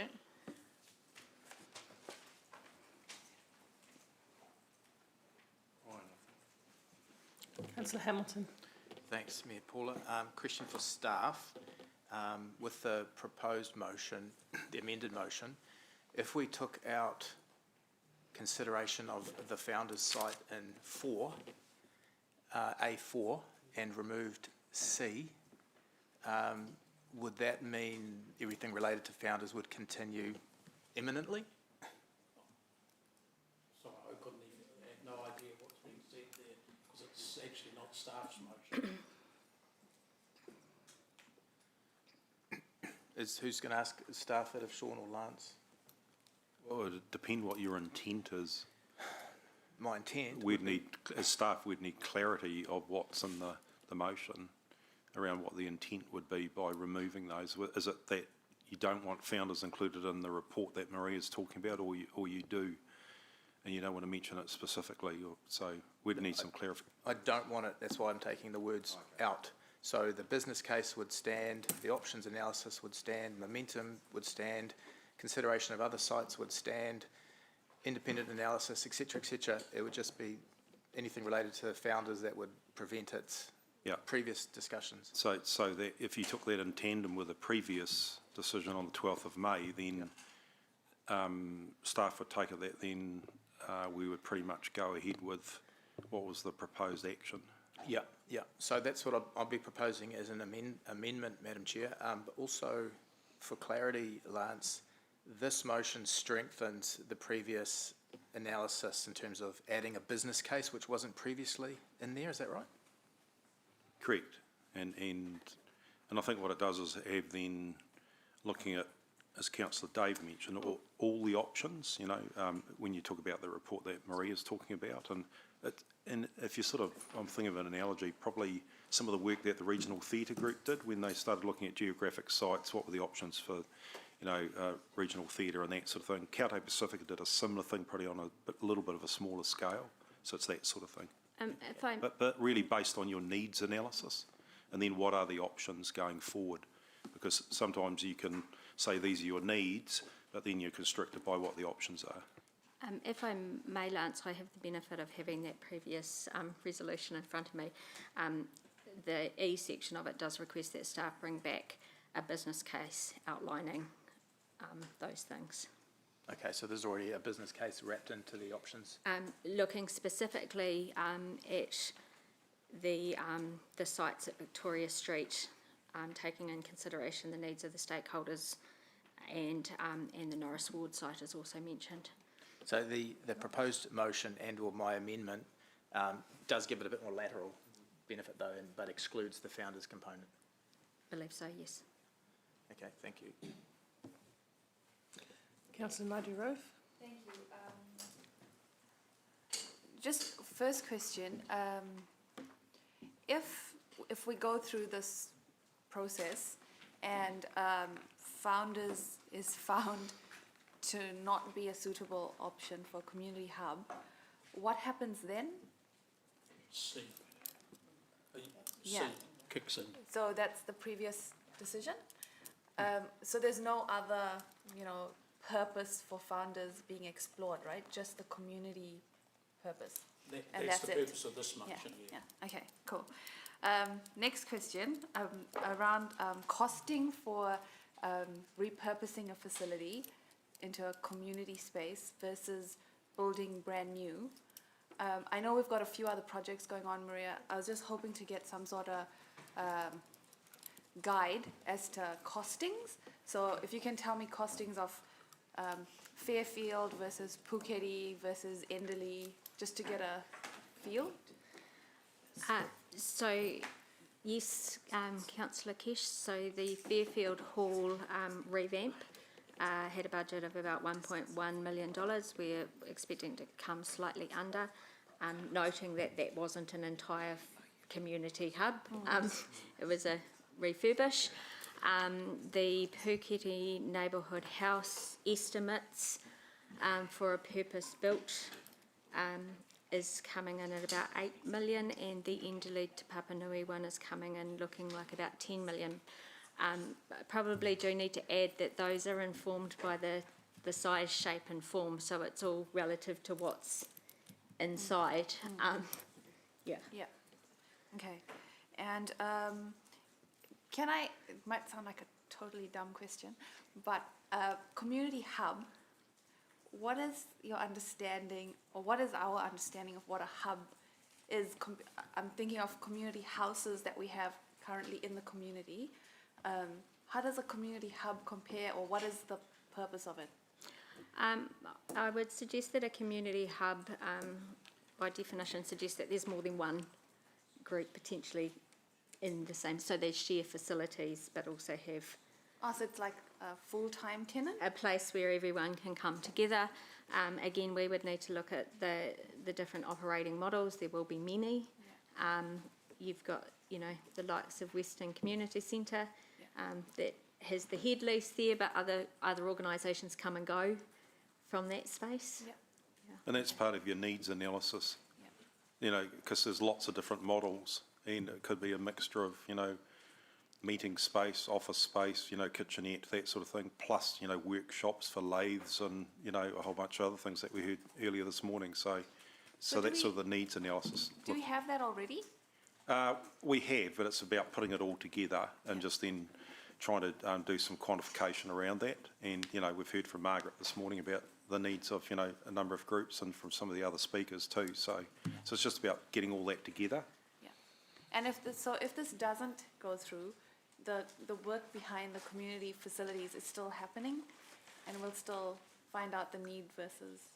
Yes, so absolutely. The most imminent piece of work is responding to the 12th of May resolution, which looks at the more CBD specific needs, but does not currently include the Founders site. Does it include the Celebrating Age site? It does, mix? yes. It does, eh? Yeah, and the users Okay. in that space plus Norris Ward, sorry. Cool, thank you. Thanks, Paul. Councillor Bunting. Southgate, those letters that were sent to us today, are they publicly tabled, or what's the story with those? This is the They ones... should be now. They've arrived there. Yes, they have been publicly tabled and will be included in the minutes of this meeting. Okay. Because I was looking at that, they look pretty similar, or the same, actually. But are they for $500,000 worth of services or funding? Because I know services is in bold, and then later on they talk about funding, potential funding. So do we know if it's cash or is it services? The letter refers to services, so I think it's a legitimate question. Yeah. Does that mean... I don't know who can answer that, to be I can't answer the honest. question on their behalf. I didn't write the letter. What's our understanding upon accepting them, put it that way? Lance, would you be able to... Ask Robin and Margaret. Robin, what does it mean Do you mind if I ask? Yeah, Fridges that will goes... be in a mixture of all sorts of things. So is it... Could be building products, it could be... Yeah, I get that, It could be, some cash, some maybe traffic stuff, maybe some element of demolition involved. Right. There's some aerial gear that's needed, some engineering work that's needed. There's going to be all that sort of stuff. There'll be steel products and stuff like that, no doubt. Okay. Fridges, it's covering a whole raft of things, really. Yeah, okay, thank you. Some of the money that's required in cash might be even So there might be raised cash. from community groups, for instance, All right. And if I can add for the Gallaghers, bearing in mind Judy's had to go, they are looking at providing, as well as cash, the security system and various other technical aspects that relate to bringing the building up to scratch. Got it. Okay, thank you. But that's Sort of clarifies a bit, okay. There was one, and I'm just going to ask Chief Executive, I guess, or someone who may know, Ray Mudford brought up something, and I questioned him on about the cost of a new centre costing $50 million. Do we know what that is or where that came from? No, I think it's referring to some of the discussion in the media around where council, e.g. this municipal building and its activities in here, what might happen with this in the future. And I think that's where Mayor Paula got a little bit confused in what he was saying. So I think it was just a bit of an aside comment, I think, from Ray around should we be doing a whole lot of work looking at this building when there's other needs. I think that's what the point he was trying to make. Okay. Thank you. And Maria, the study that we're looking at doing, regardless of whichever way this goes, will that include accurate ongoing operational costs after this, whatever facility is built? Yes. Okay, cool. Thank you. That's all I've got at the moment.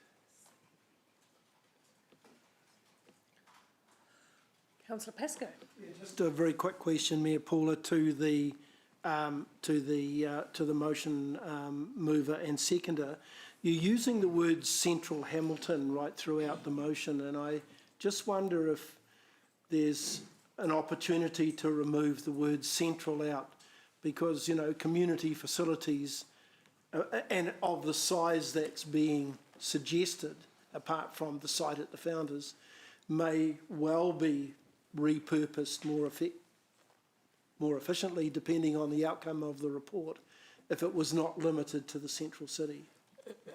Look, if I could answer that by saying to Rob that is a good point that I actually thought about when I was writing it, but it related to the sort of community study that's already being done, which relates to central Hamilton, not the suburban areas. So I thought we'd better keep it within that parameter for that reason. But clearly, if you have a big community facility, no matter where it is in Hamilton, it's going to use wider than just that patch. Yeah, I'm thinking of access, and, you know, maybe and I can focus immediately on Claudelands Park perhaps as a good example of a site, but that might not be in central Hamilton. Do you want to? Yes, so you may recall I've spoken previously about 2 tranches of work in the community facilities space. So there is the wider community facilities. This was driven by the fact that we have a significant building and a significant need, tenants, displaced in the central city space. So it's proposed that we do the central city space to inform the annual plan, and then in time for the next long-term plan, we would have that other piece. Okay, look, it's not a die in the ditch, but I just think it does open opportunities for you to explore elsewhere than be limited to trying to find a site that might be big enough. Could we cover that perhaps by the study just referencing the usefulness of the different options for just the central city or for the wider Hamilton, what benefit they may have wider than just Yeah, that? look, I'm relaxed about that. I just don't want to feel that the staff might be limited. So you may see a bit of a nervous twitch in terms of what that does to the timelines and our capacity to deliver the wider scope of work, which is why my preference would be to keep it in the 2 tranches. This piece in time for the annual plan, the wider piece in time for the long-term plan. Okay. Obviously, if there's, a big opportunity in there, we would take a look at it. Yep. But I'm reasonably confident that we do need to chunk this down because it is a big piece of work. Yeah. Okay. No. Look, I'm happy with that. Thanks, Mayor Paula. Councillor Donovan. So my question was, I hope it doesn't sound too naive, but have you got any examples of retrofitted buildings that have lasted the length of time that they were budgeted to last for? I don't know if it makes sense. It's a question it's bouncing around in my head. Wintec? Oh, yeah. Yeah. The one out in Rotokauri. No, this one. Back here. Atrium. How old was that? Well, it was 1915 or something like that, I think that was built. And they there will be examples where retrofits have been very successful. Yeah. There will be examples where they haven't been. It really does depend with what you're starting with, I guess.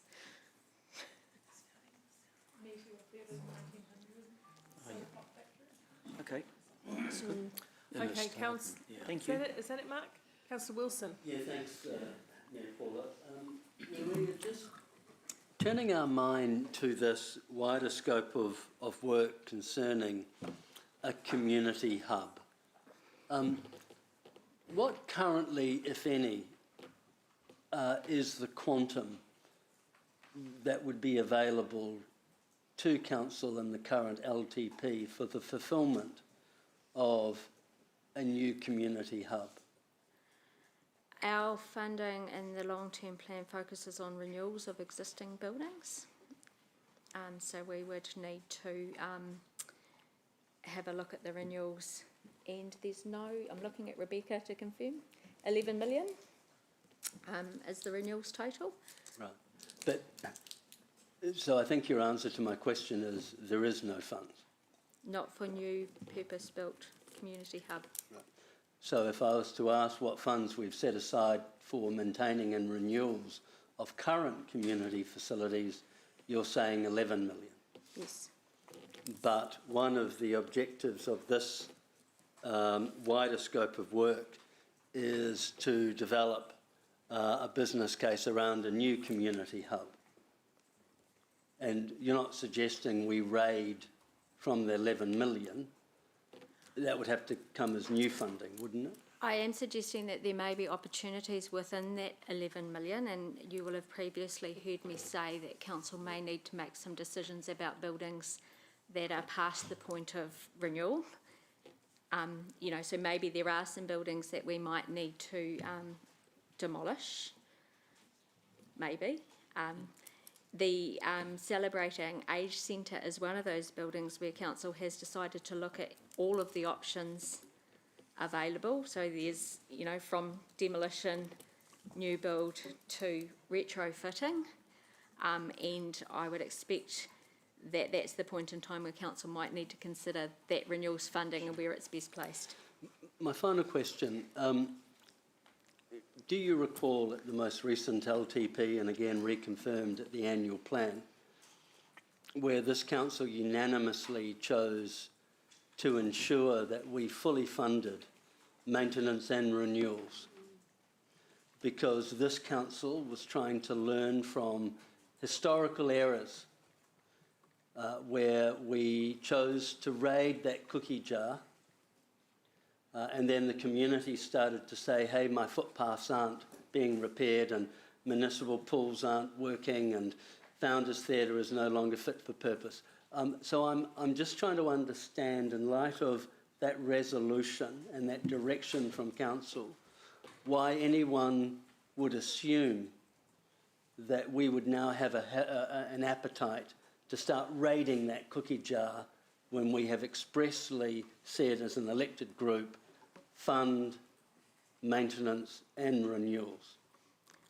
So I don't think that that assumption has been made, Councillor Ewan. Okay. I'm just saying that we would leave the opportunity open if one presented. Right. Okay. Yeah, and as our information gets better, Councillor Ewan, like detailed seismic assessments, other things happen, you know, like the leaking roof at Celebrating Age and that sort of thing. I think it's prudent that we revisit the renewals funding for that and say, what's the business case around actually spending all that renewals, or do we actually look at doing something different? And sometimes it might be with a community group or a different partner or something like that. So, sure. So I think we have to be a little bit nimble around that. I get what you're saying, right. but we also need to be a little bit nimble as the information that we get changes. Mr Chief Executive, you've a very good point, but you've raised an additional question, if I could, Madam Mayor. Council had already resolved to put 11 million to renewals and maintenance based on recommendations from staff and their approach to asset management.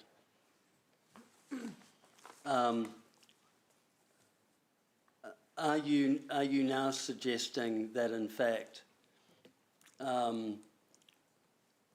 our asset management recommendations potentially are no longer fit for purpose, and that we should be willing to reprioritise those funds? And then I guess the second question is, if we do reprioritise, what sort of quantums are you indicating that we may need to spend on this new community hub? I mean, is it the 11 million or is it 30 million? And if so, how are we going to fund that? I'll answer your second question first, is that the report will deliver that, and Maria's given some indicative figures of some similar type of developments that had estimates done, so I'd be guessing on that. The answer to your first question is sort of yes and no. Asset management sort of, it's a bit of a journey, and our maturity in that gets better as we go along, and things do change, like circumstances change through a whole bunch of different things that I mentioned before. So I think generally the confidence in the renewals is good, but I think we have to be a bit flexible just around if the information changes, and then we need to make some good business decisions around that, or bring those options to council. Okay, Cool. let's try and keep it narrow it back to the theatre proposal if we could. Have you got any further questions, Ewan? No. Thank you. Councillor Van Oosten. Thank you.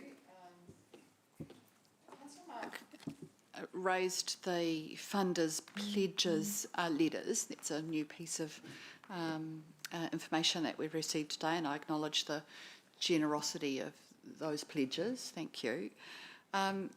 There's also been other communications there that are new to the conversation, for me particularly, but maybe this question is for you, Mayor Paula, about the letter from Momentum and the conversations that have happened around their interest in this space as well. I wonder if you could enlighten us a little about that, perhaps. Yeah, I can talk about the conversations that I've had with a couple of the board members from Momentum that they raised with me. I didn't seek them out. And then Lance can raise the conversation that he had with the Chief Executive. That's probably the best way to tackle it. So at one of the other events in which Momentum are generous funders, I was approached with a generalised conversation about community space and where they're heading. Now, they were aware of what's going on in the founders' site space as well, and the context and the wider context, Maxine, of shortness, which we've talked about for the last 3 weeks. We haven't got enough community space, not fit for purpose. They were aware of that. They've always believed that once the Waikato Regional Theatre is complete, that they'll be looking to invest in the community in something else. They do hold some views about developing fit for purpose, high quality community space. They would be bringing funding for to the table. So so we don't know what that looks like at the moment. So their offer is basically to come alongside us and broker some of that conversation in a similar way to what they did with the theatre, if you recall, when they came in and said, look, we'll float up some good, credible scenarios. And I was quite heartened to hear about that because of the big problem that we do have with community space. So, why would you look a gift horse in the mouth? Because we know that Momentum have credibility and experience in delivering projects. So I said, jolly good. And then I bumped into them a bit later when the founders' issue was re-emerging. And they said, look, we would be happy to work with those parties also in their considerations. That wasn't a support. They didn't say we're going to support them. They said we would have conversations with any other party in this space, including that site. And I think that's the nature of the letter. But I haven't had any conversations now on that for well over a month on that. So that's the limit. I haven't been pursuing anything because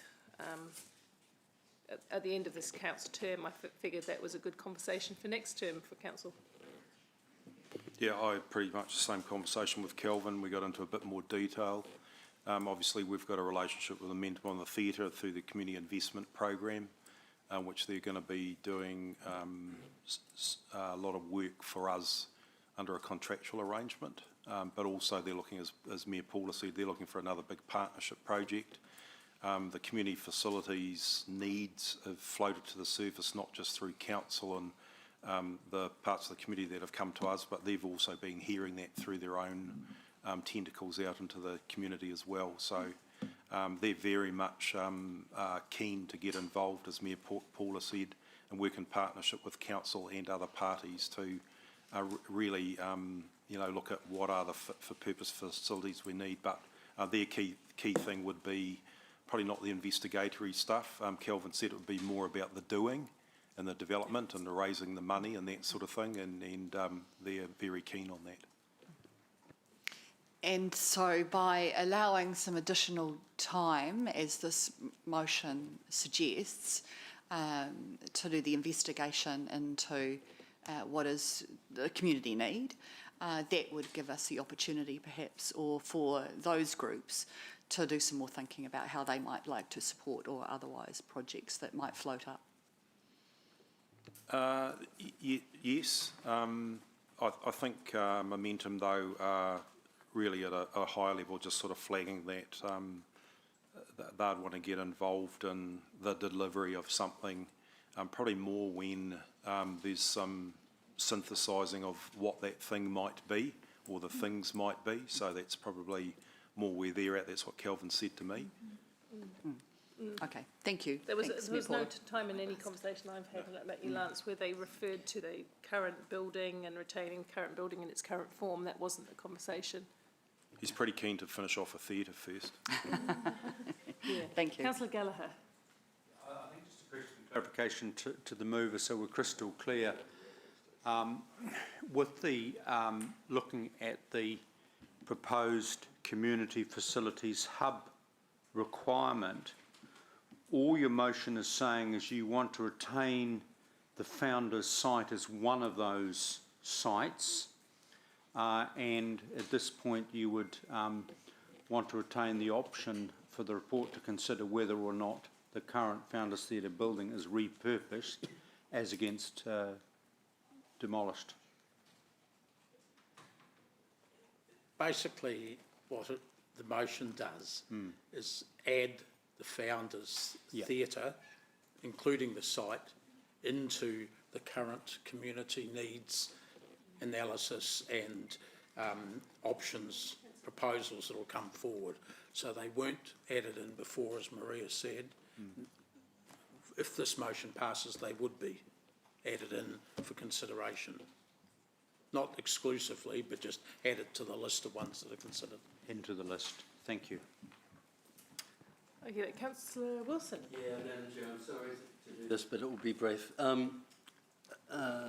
Chief Executive, can you confirm what undertaking Council, just for clarity, have already given to Toti regarding demolition?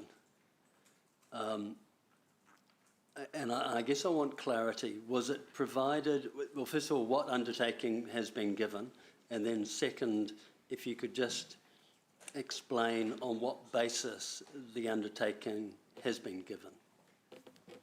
Okay, I might just get Sean just to just allude to what he spoke about before. Yeah, look, I'll repeat what I said earlier on. Effectively, when we received a letter from their legal representative suggesting that they might seek a High Court injunction and so forth, we replied on the detail of their concerns, but we did say that under the circumstances we would cease any further work that we had to do in terms of preparing for a potential demolition until such a time as that matter was resolved.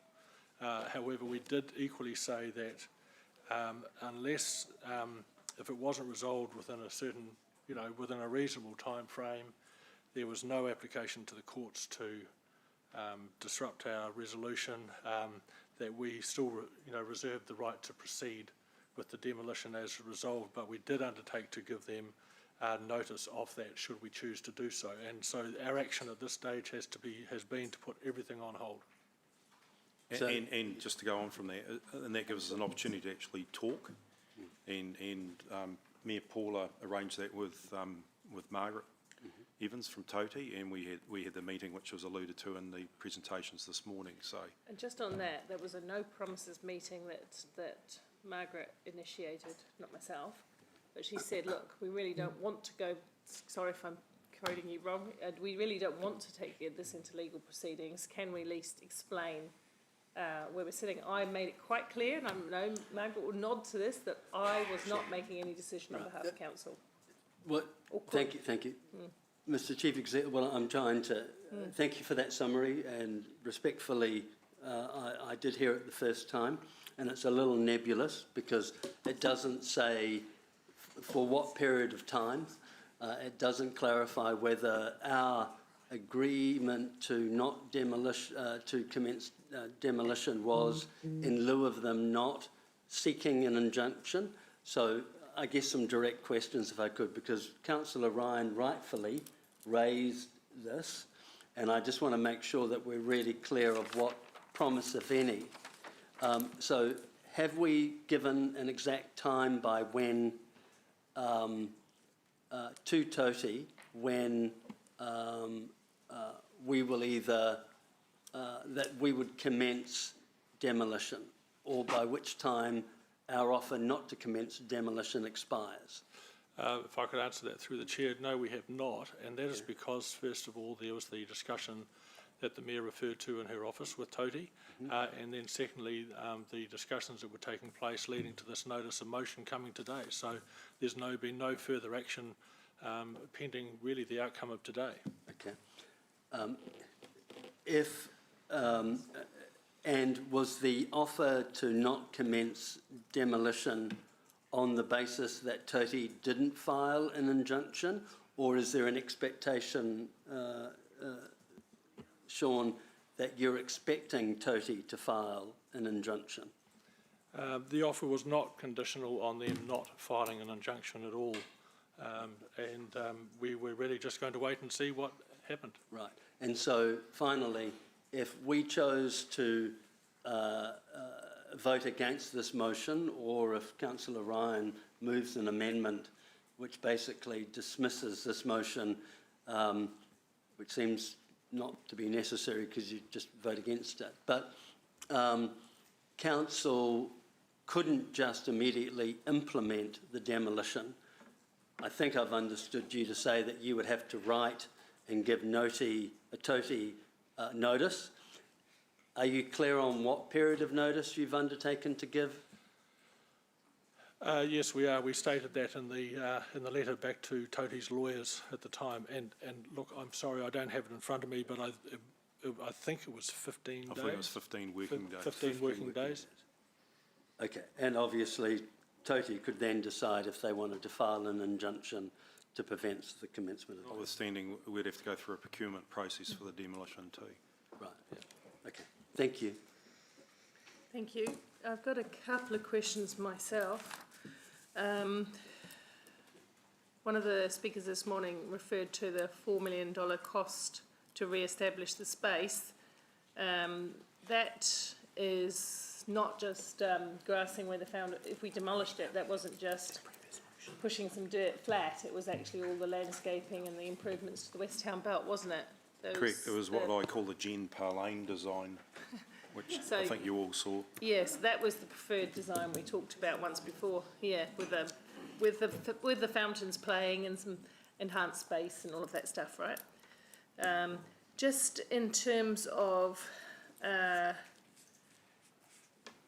if as the outcome of this meeting there was the lodgement of a application for a court injunction, if there was, what sort of delays do we normally face when we're in that situation with an injunction over an activity? Or when would the court even get to look at that, do you think, at this time of year? I'm not sure. Yeah, look, we did discuss that with Tompkins Wake. We think it would take several weeks to have filed and then go through a process. So you're probably talking 2 or 3 months.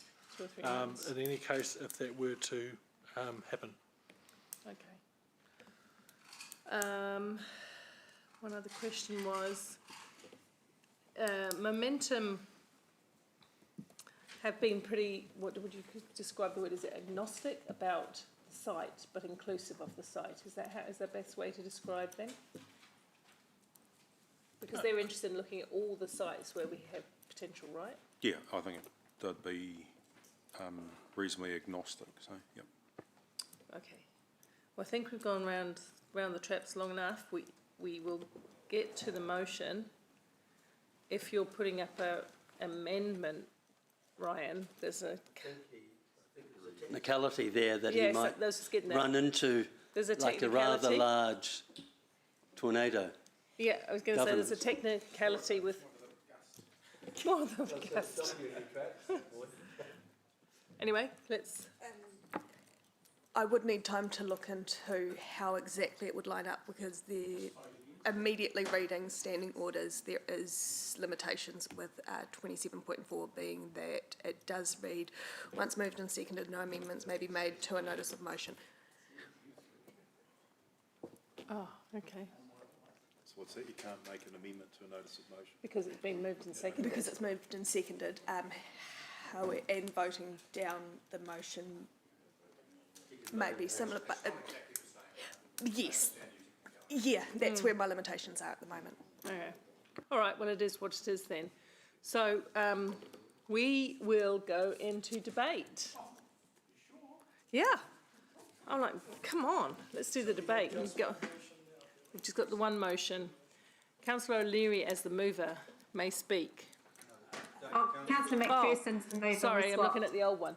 Dave, Councillor McPherson, as the mover, could speak, please. Thank you, Madam Chair.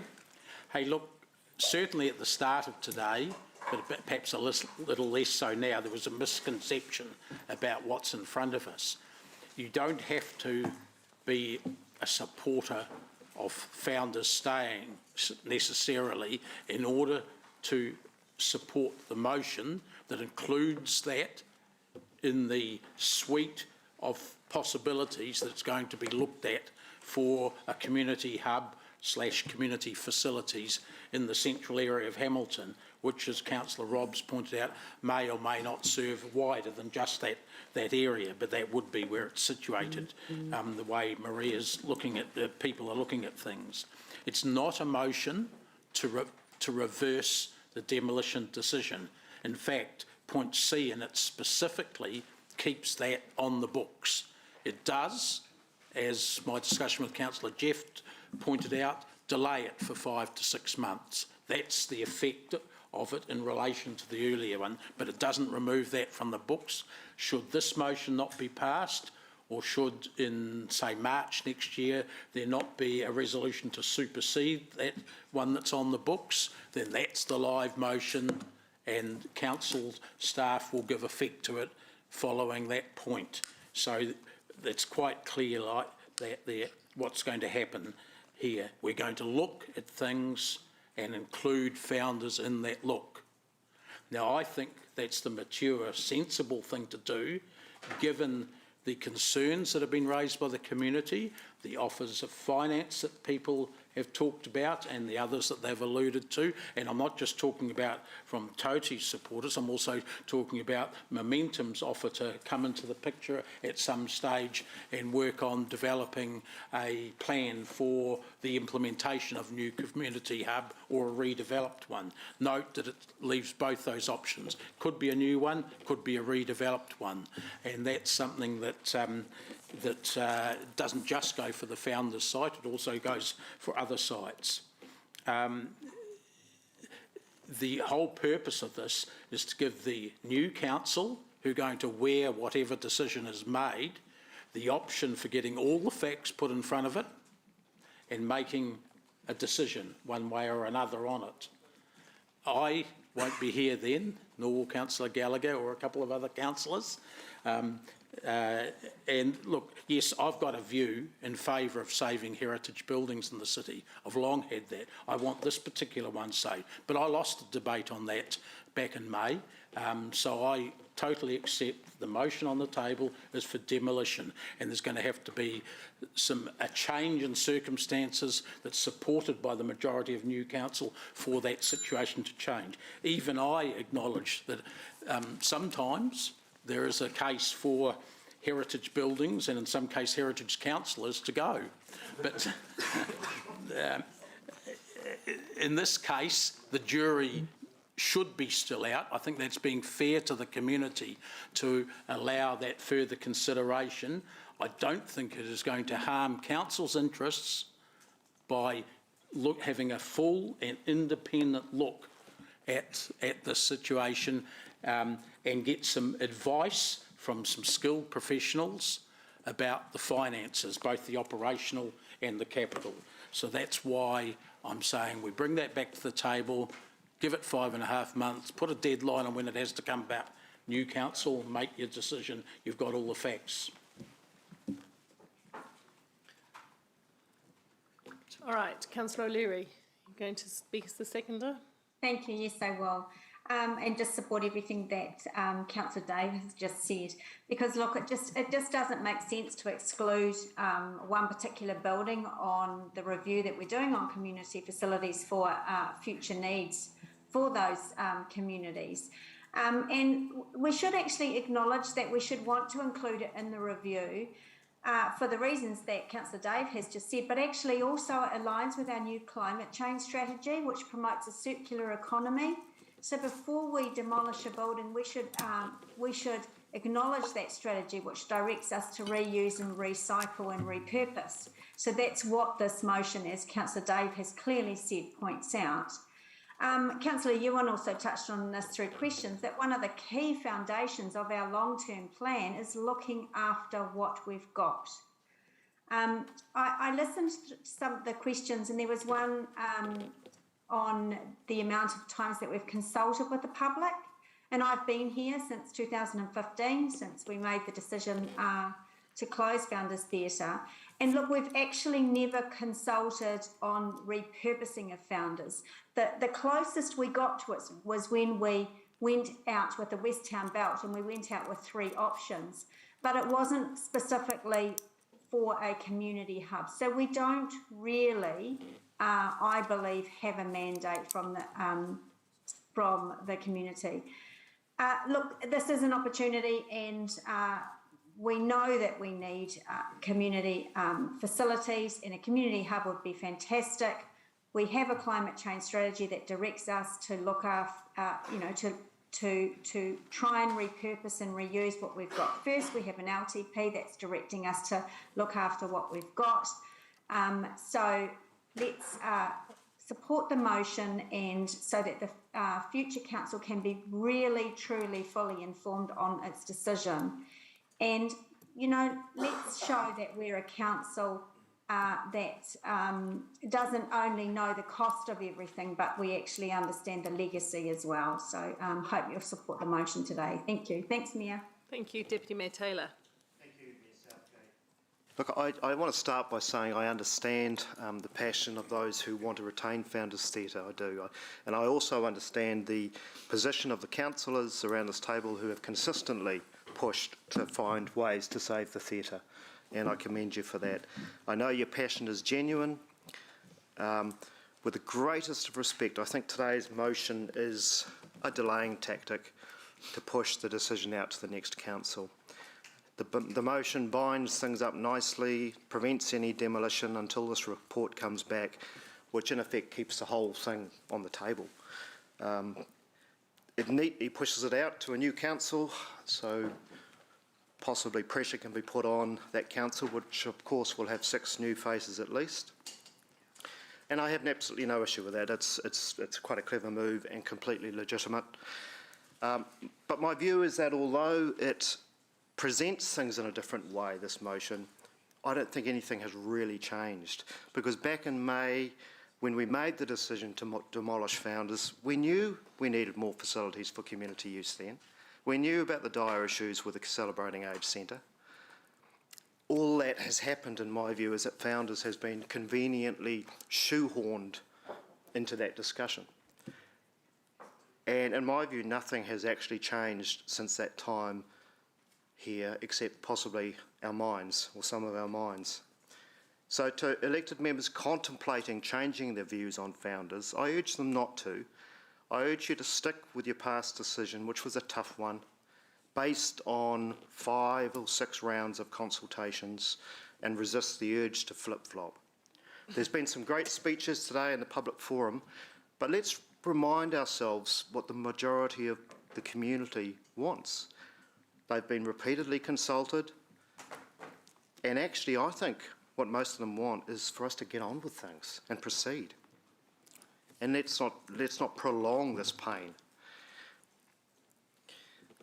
I think the community's saying, guys, we know it's hard, it's not perfect, let's get on with it.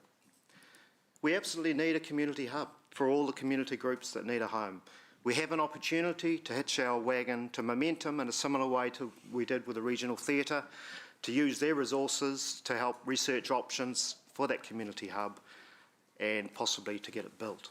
I think that's the way we should go. Nor do I respond well to legal threats, which in my view have very little basis. So let's not capitulate to threats of legal injunctions or judicial reviews or whatever it may be. If Toti wishes to pursue that case, that's their right. But I think we should have to be steadfast on this. I think it's bad governance to fold after numerous rounds of consultation and a legal threat. And I actually think it would be a real bad look for this council. And we would be seen, rightly so, as a flip-flop council that talked itself into oblivion on the founders but could never make a decision. So have some courage and don't flip-flop on this. Thanks. Councillor Pascoe. Thanks, Chair. Look, I came to this meeting today after having read the papers with a view that I would be sticking with the decision that I made at the last round. I have flip-flopped, I think, at different times on this matter, wanting to give Toti extra time to get their business case together. And although I'm not happy with Toti's business case, I think the way that Councillor Dave and Councillor Angela have reworded the motion now in such a way that it means with some independent review, that is independent from us and staff, that we will entice them to present an acceptable business case if they want to get their project over the line. And if not, then there are a number of other opportunities available to the city to consider that site or other sites with them and or other funders. I do agree with Deputy Mayor Jeff that I found the tactic of signalling a judicial review to the council's current decision was rather alarming to me, because it then means to some extent we're given that we had been quite keen to work with them and negotiate an outcome that was a win-win for both parties, it put me in a position where I think the council might be negotiating out of fear of that legal action continuing, and therefore not being as open and free to continue an open dialogue, which I think is what we set out with and what we continued right through the process. So while it's not a perfect outcome to further delay this, I think that the wording of the motion, although I would prefer it not to be confined to the central city, but the wording of the motion gives me some comfort that we're not just pushing it over to a new council which I won't be part of and therefore not have to make the decision, but we're moving it in a direction which gives us fullness in terms of considering all of the options that might be available to council to make the right decision for the city. Thank you. Councillor Thompson. Thank you. One of the reasons I have struggled with the Toti proposal is that it's started with the premise of how do we save a building, and then gone, okay, which groups do we fit into this building? What uses could we use it for? What I think is the right way to approach this is to actually first start with what needs there are within the community, what are the greatest needs for community space, and then ask how we best respond to that. So the reason why I will support today's motion is because this will give us the opportunity to have an independent look at what that community need is and how we respond to it. And it can look at the different options, including different sites, repurposing buildings or building new, and give us all the pros and cons, and then we can make a decision based on solid information rather than a lot of assumptions. I personally have doubts that the numbers will stack up in terms of repurposing founders. There's a common perception that it's an inexpensive way to provide community space. But this isn't just a case of removing a fly tower, putting in a few beams and a lick of paint and you're done. This is not necessarily going to be an easy building to repurpose from a theatre to a community hub, especially when you look at the raked concrete floors, the lack of any natural lighting right now. It will require some serious alterations to change the whole use of this building. However, those are assumptions that I'm making right now, and I would like to actually have information before me before making a decision instead of basing it on these assumptions. And I think that at that point in March, we can understand whether it's actually possible to get a fit-for-purpose building out of the theatre. Probably the thing that has most influenced me in supporting this today, however, is I went to the Meteor the other day for an excellent performance, and I thought about the fact that it was built in the 1900s as a soda pop factory. It's also been a skating rink, and for a short period of time, a car sale yard. And now it's an excellent community facility that our community is using and appreciating and will for most likely many decades to come. And there's something really cool about a building having history, like a tapestry. It's got layers and colour and interest to it. And so in the end, it may not stack up, but I want to give it a chance to show us that maybe it can. Thanks. Councillor Donovan. Thank you, Chair. Just want to acknowledge the fantastic work by Toti and Councillor Dave and, sorry, you're over there, not up on there, and Councillor Angela for the work done here today. I'm going to stick with my original decision, which I made back in May, I think it was. Sarah, your comments actually prompted me to speak up because I think we all know what the answer is, but to Deputy Mayor Jeff's point, you know, it's like we're just in a holding pattern, not making a decision. Sure, a review is in order, but let's make sure this review looks at that 100-year solution, not a 10-year one. I just for my sake, I haven't seen enough financial data to support the retrofit proposal. Look, I'm all about recreational spaces, but I'm also about prudent spending.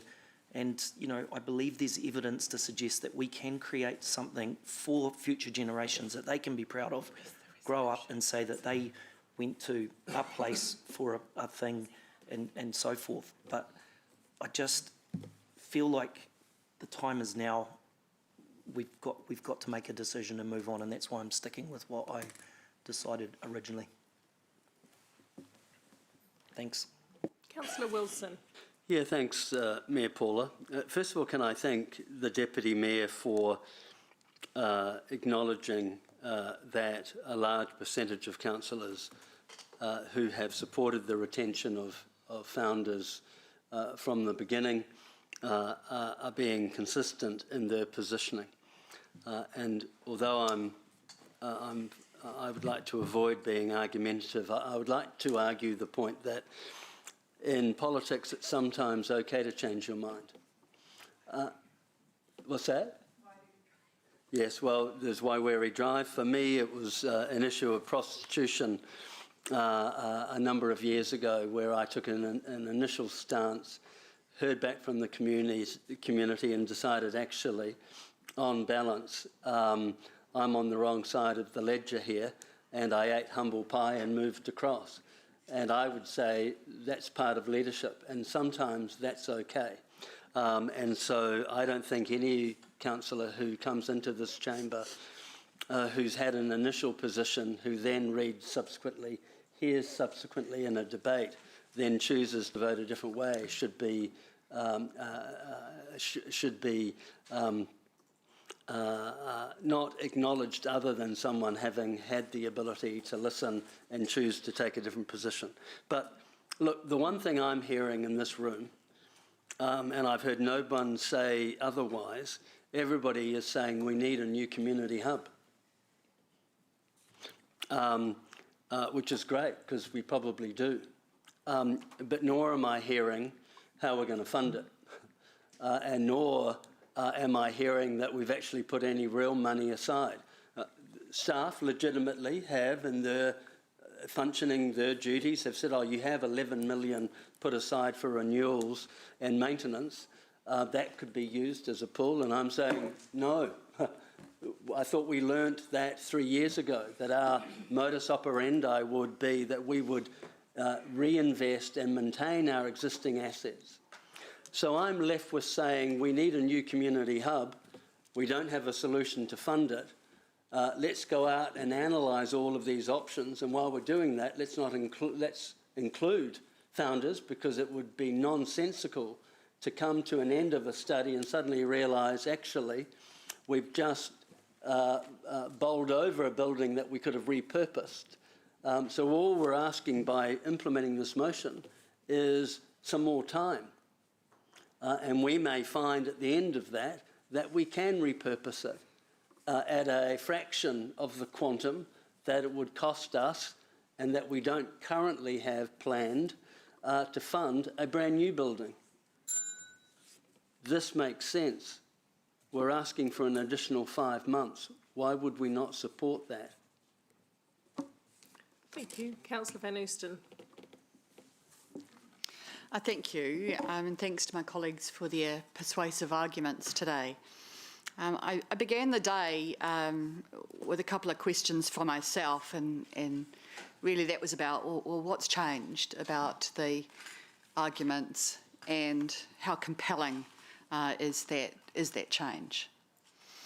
We've heard from speakers this morning, and thank you for that, and thank you for the very generous offers to put your reputations and resources up front on this. I also acknowledge the letter from Momentum to be a part of this as well. And so when I think about what's changed, it's really about what the opportunity is. And if we limit ourselves, we put blinkers on and don't see all of the options available. How compelling is it? Well, I believe it is compelling. We have a piece of work that is incomplete, that doesn't help us to be able to make the best of decisions, taking into account all the options. We're spending very little additional money, but what we're buying with this is time. I think time to investigate what that community need is, time to understand what the options might be, and to see and consider what those options are. We've heard from Maria that that won't be just one option, there'll be many, and we'll need the best information to weigh those against each other to choose the best. It'll also give us time to work with partners and with interest groups, because we all know, and we've heard many times in this chamber, we can't be the only people at the table paying. Our chequebook isn't big enough to do that, and so we need others to help us with that. And it gives them time also to understand what those options are and to get in behind the rest of them. There's that elephant again. Kia ora. So what our community deserve, apart from a fabulous elephant, is a thorough process that's based on good information for careful decision making. And so today I'll be one of those flip-floppers and I'll be supporting the motion on the table. Kia ora. Councillor Naidu-Rofe. Thank you. First, I have to give some credit to Councillor Dave here on my right. The other day I spoke about nothing truly being over ever in council, and this is just to my point that nothing really is over, and every issue can always be relitigated. And discussing founders, I feel like I've aged through just the just this process. And I heard someone say, let's give this another 6 months or 5 months. And I swear to God, I felt like deja vu because I've heard that before too. Look, first up, I value community groups. I value the purpose that they serve in Hamilton, and everything that they contribute to making this such a good city to live in. I also like that the community is getting so much attention, and that's amazing. That everyone's really fighting for the community at the moment, and it's good to hear. I have to say though that listening to today's discussion, reading the papers, it sounds like this is more about the building than the community. And that's where I sort of go, I hear from community groups all the time saying that, you try to fit us into something that's already built, and we have to fit into old rugby rooms and all sorts, and imagine the possibilities if they actually had fit-for-purpose buildings. So I think that if we're going to invest in repurposing anything, I honestly think that the money could be spent better. I look at Fairfield Hall and what we've done there with under $1 million to repurpose that building, to refit it and make that, for the community, adding in more rooms and working with that trust. Wow. And then I look at, our plans for Indili and Puketi and what that would look like. I'm also not convinced about the concept of a community hub. I'm not into centralizing anything. I think that these sorts of things should be owned and run by communities if it's to have any value added in that community. So I'm not going to support this today. Thank you. Thank you. Councillor Hamilton. Thanks, Chair. Firstly, just respect to the, the people that have come forward today, and you've stuck here a long time. It's probably not the best use of your time, but I have huge respect for Ratcliffe family and Mowbrays, and but respectively, just disagree on this item today. It's to quote Councillor Martin, it's Groundhog Day. Councillor Ewan's right, it's just 5 more months, but then we also remember we gave Toti 6 months and then a 3 months extension, and then we've waited 4 months and now they want 5 more months, and on and on. I've had the Disney song Let It Go stuck in my head all day, but it is what it is. I think the numbers will yield something different today, and that's democracy. I think speech of the day goes to Deputy Mayor though, so that's my 2 cents. Councillor Gallagher. Thank you. I will try to be calm and objective. All this motion is doing, the reality is in terms of a live motion, is the council resolved to proceed with the demolition of the Founders Theatre site. All this motion is, so figuratively speaking, the bulldozers are at the theatre foyer. All this motion doing is literally turning the keys off for 6 months and keeping the bulldozers in this place while we consider a new question to a degree, and that is we have discussed and debated a well-researched, discussed need for a fit-for-purpose community hub in the central Hamilton area, accentuated by the fact that the Celebrating Age Centre in its current form is no more. Also, there is the Ward Street facility, and there is a well-proven need by a number of organisations for some kind of community space in the central Hamilton area. We are looking at a detached, independent analysis of where a site for a community hub might be, and all this motion is doing is keeping the option open for the time being that we include an analysis of the Founders Theatre site. That independent objective analysis may come back and say there is actually merit in further consideration of a repurpose of that site, or something either in terms of the current founders structure in whole or in part. That report is going to actually have further discussion and consideration with at least 3 very generous philanthropic families in this city who have made some very tangible offers of financial assistance. Now, when those families or other families at the Hamilton Gardens make similar offers, I was recently at the Egyptian Gardens opening, we love them. We embrace them, we give them time, we give them respect, and we have dialogue. That is why we have, in part, the amazing, successful, world-beating Hamilton Gardens. So I'm hoping that this relationship with those philanthropic families in the city carries on in terms of this particular project. Finally, I want to thank Councillor Seva for reminding me what repurposed buildings look like as one of the options. The Meteor Theatre, thank you. Wintec used to be the old Tech High School. It is now the Atrium because of the incredible visionary leadership of former Deputy Mayor Gordon Chesterman and others on the Wintec Council. I've got to assure Councillor Donovan that the Atrium is going to be there for a lot longer than 10 years. Lot longer than 10 years. So all I'm saying in summary is a repurpose option is but one of the many options you're going to look at. In March, you'll have a further consideration of what that report looks like and the offer of funding. Thank you. Councillor Bunting. Thank you, Mayor Paula. When you're not looking for re-election, you see things with almighty clarity. And what I'm about to say is my view. I think it's been beautifully argued and presented today that this is not a flip-flop, but it is. I would imagine it will be elegantly argued, yet still, that it's open-minded.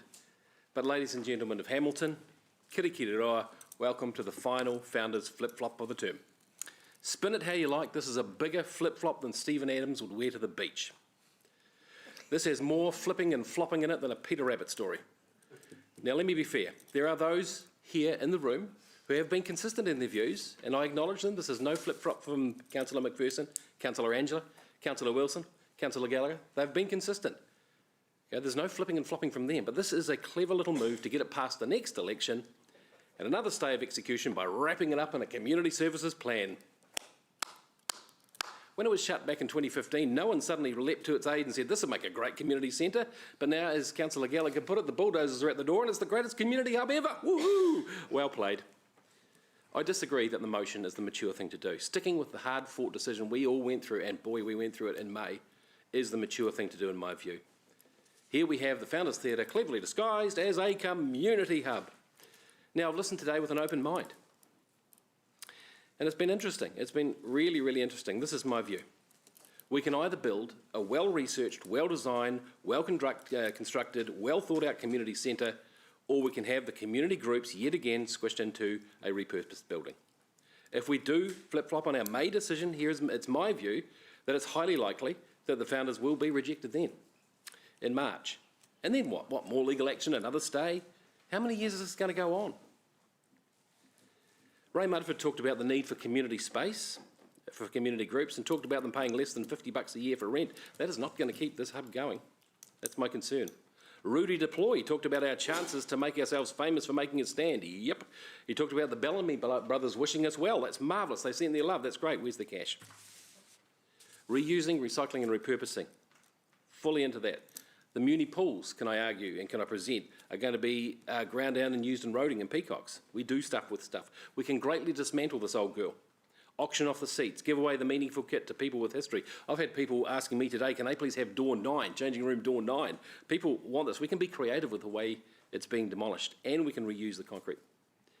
We have a habit of doing this as a council. We decommission these defunct, not fit for purpose facilities like the Muni pools until they become white elephants. Bigger white elephants than the one that's been going off in Robin's pocket this afternoon. We keep them there for just a little bit longer, just one more year. We throw them a bone here and there, and these groups get louder and more hopeful, and then eventually we bowl them. Mark my words, this will happen again, and this will cost us a lot of money. You've got the chair and the deputy chair of community arguing against this. We have campaigned to build new fit-for-purpose facilities for Puketi Neighbourhood House, Te Papanui, Enderley and the likes, and suddenly this is the greatest thing to do. Just finally, it costs us $100,000 a year to keep it there. We've just spent another $50,000 today. So let's show some class.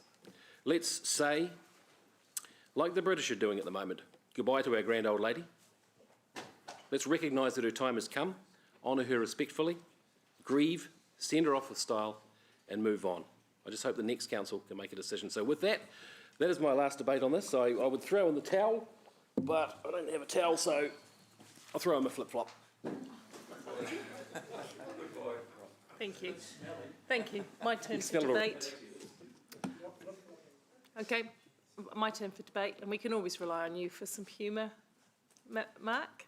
So I'm not going to go down that route, but thank you for a little bit of entertainment in the middle of a long debate. When I got up this morning, I was absolutely not sure how I was going to go with this because I had a lot of questions. I do believe that leadership means listening and being open to sensible solutions. It's about finding solutions. And I'll just remind people that I agree entirely with you. And when he says, everyone, all of us around this table have modified our views on positions more than once. Everyone. So what's changed? What changed is, yes, we potentially could have a legal injunction, which would take 5 months to resolve anyway. Excuse me, itchy throat. But this decision today is not actually about changing the original resolution, because I wouldn't do that. I don't want to do that. I still want that original resolution to stand. This decision today is not actually about the building either. It's about the site and what's on it, but the site. And I guess my mind was changed or swung around, I guess, when Momentum came into the conversation. That was pretty key for me. When Momentum wanted to have a conversation with all parties, I thought, oh yeah, I have a lot of trust and faith in Momentum to do a good job. I remain concerned. I will say straight up, I'm not have any confidence that this project will float to the top when that community facilities plan is done. I have very low confidence of that. I'm not sure that the building can be adequately fitted to become fit for purpose for community at all. I am still concerned about the money, because we've had a couple of smallish pledges, but you know, there's a lot more money required to put this project on the ground. But for the sake of a couple of months, over a period of time when most people are away on their summer holidays, for the sake of a couple of months and listening with an open mind, I think we should allow this conversation to occur. But I'll be the first one to vote against it next year if, as I have said many times to Margaret, you can't find the money. Show us the money. We have no money, whether we build one from scratch, from the bare dirt, or whether we retrofit something. This council currently has no money for community facilities. And Mark and Kesh have been working really hard, but they've been unable to generate the funding required to do that. So this is an ongoing conversation. Let's be reasonable and sensible, and just let these few months pass while some loose ends come together. Let Momentum come in and start having a conversation. And but you know, at the end of the day, it will be what it will be. You'll have to persuade me that this building is the right venue in the right place. But there you go. So we'll, oh, Angela, write a reply. Oh, Dave, write a reply, sorry. We'll both have it, eh? Look, thanks. Firstly, Councillor Bunting, it was a lovely throwaway line, but it was wrong. This building, the founders that you're so worried about, was actually proposed as a community hub back 5 years and 49 weeks and 6 days ago. And we'll give you the resolution afterwards, just so you can correct your speech, because I'm sure that you'll do that. I'm actually shocked, absolutely shocked, that the chair of the community committee is not supporting a holistic view at all the possible options for a community hub. And including a heritage building, which is also in the community committee's bailiwick. So I think that perhaps you should pick up your jandal and not be in that position anymore if you're not going to support things like this. There are a couple of other comments I'd like to make. Councillor Donovan, prudent spending doesn't just mean new. Prudent spending can mean saving things from the past, repurposing things from the past, reusing things from the past as well. And I'm very surprised at your attitude, not wanting to look at repurposing heritage buildings. It was only just about a week ago that I was talking to you about repurposing your ute into an electric vehicle. Do you remember that? So you need to be consistent, Councillor Donovan. Now, look, slightly more seriously, people have talked about not wanting to succumb to legal threats. I don't see it like that at all. It's a common sense situation. I think there's someone running common sense barbecues around the place at the moment too. It's common sense. If there's a possibility of that, you look at it, have a think about it, and in many cases, this council, and it's quite frequent, we'll go and talk to the other side and see if we can reach a compromise or change the process that it'll include them a bit more. We do that all the time in the planning area. Nothing new there. That's all that's happened here. And in fact, the other side has said, OK, we're going to tie high on that. We're going to try this process that you've suggested, which is what we're doing today. There are some things that have changed. People have said, what's new? You're flip-flopping.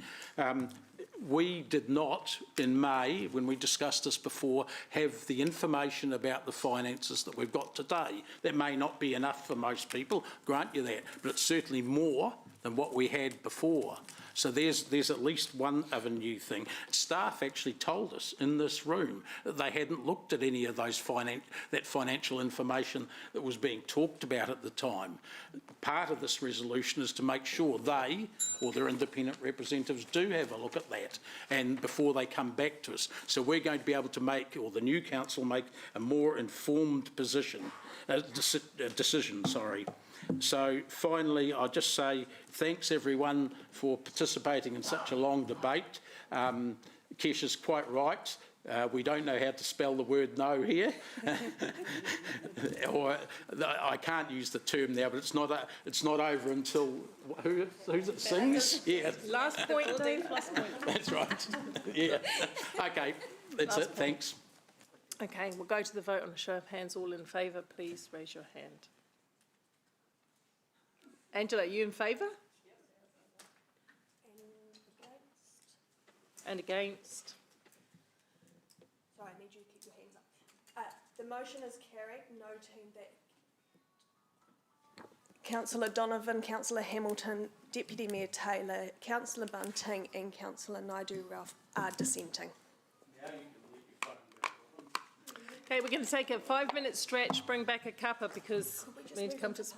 Oh, we'll move into public. I move that we move into public excluded. Thank you, Councillor Wilson. Second, all in favour. Right. Thank you.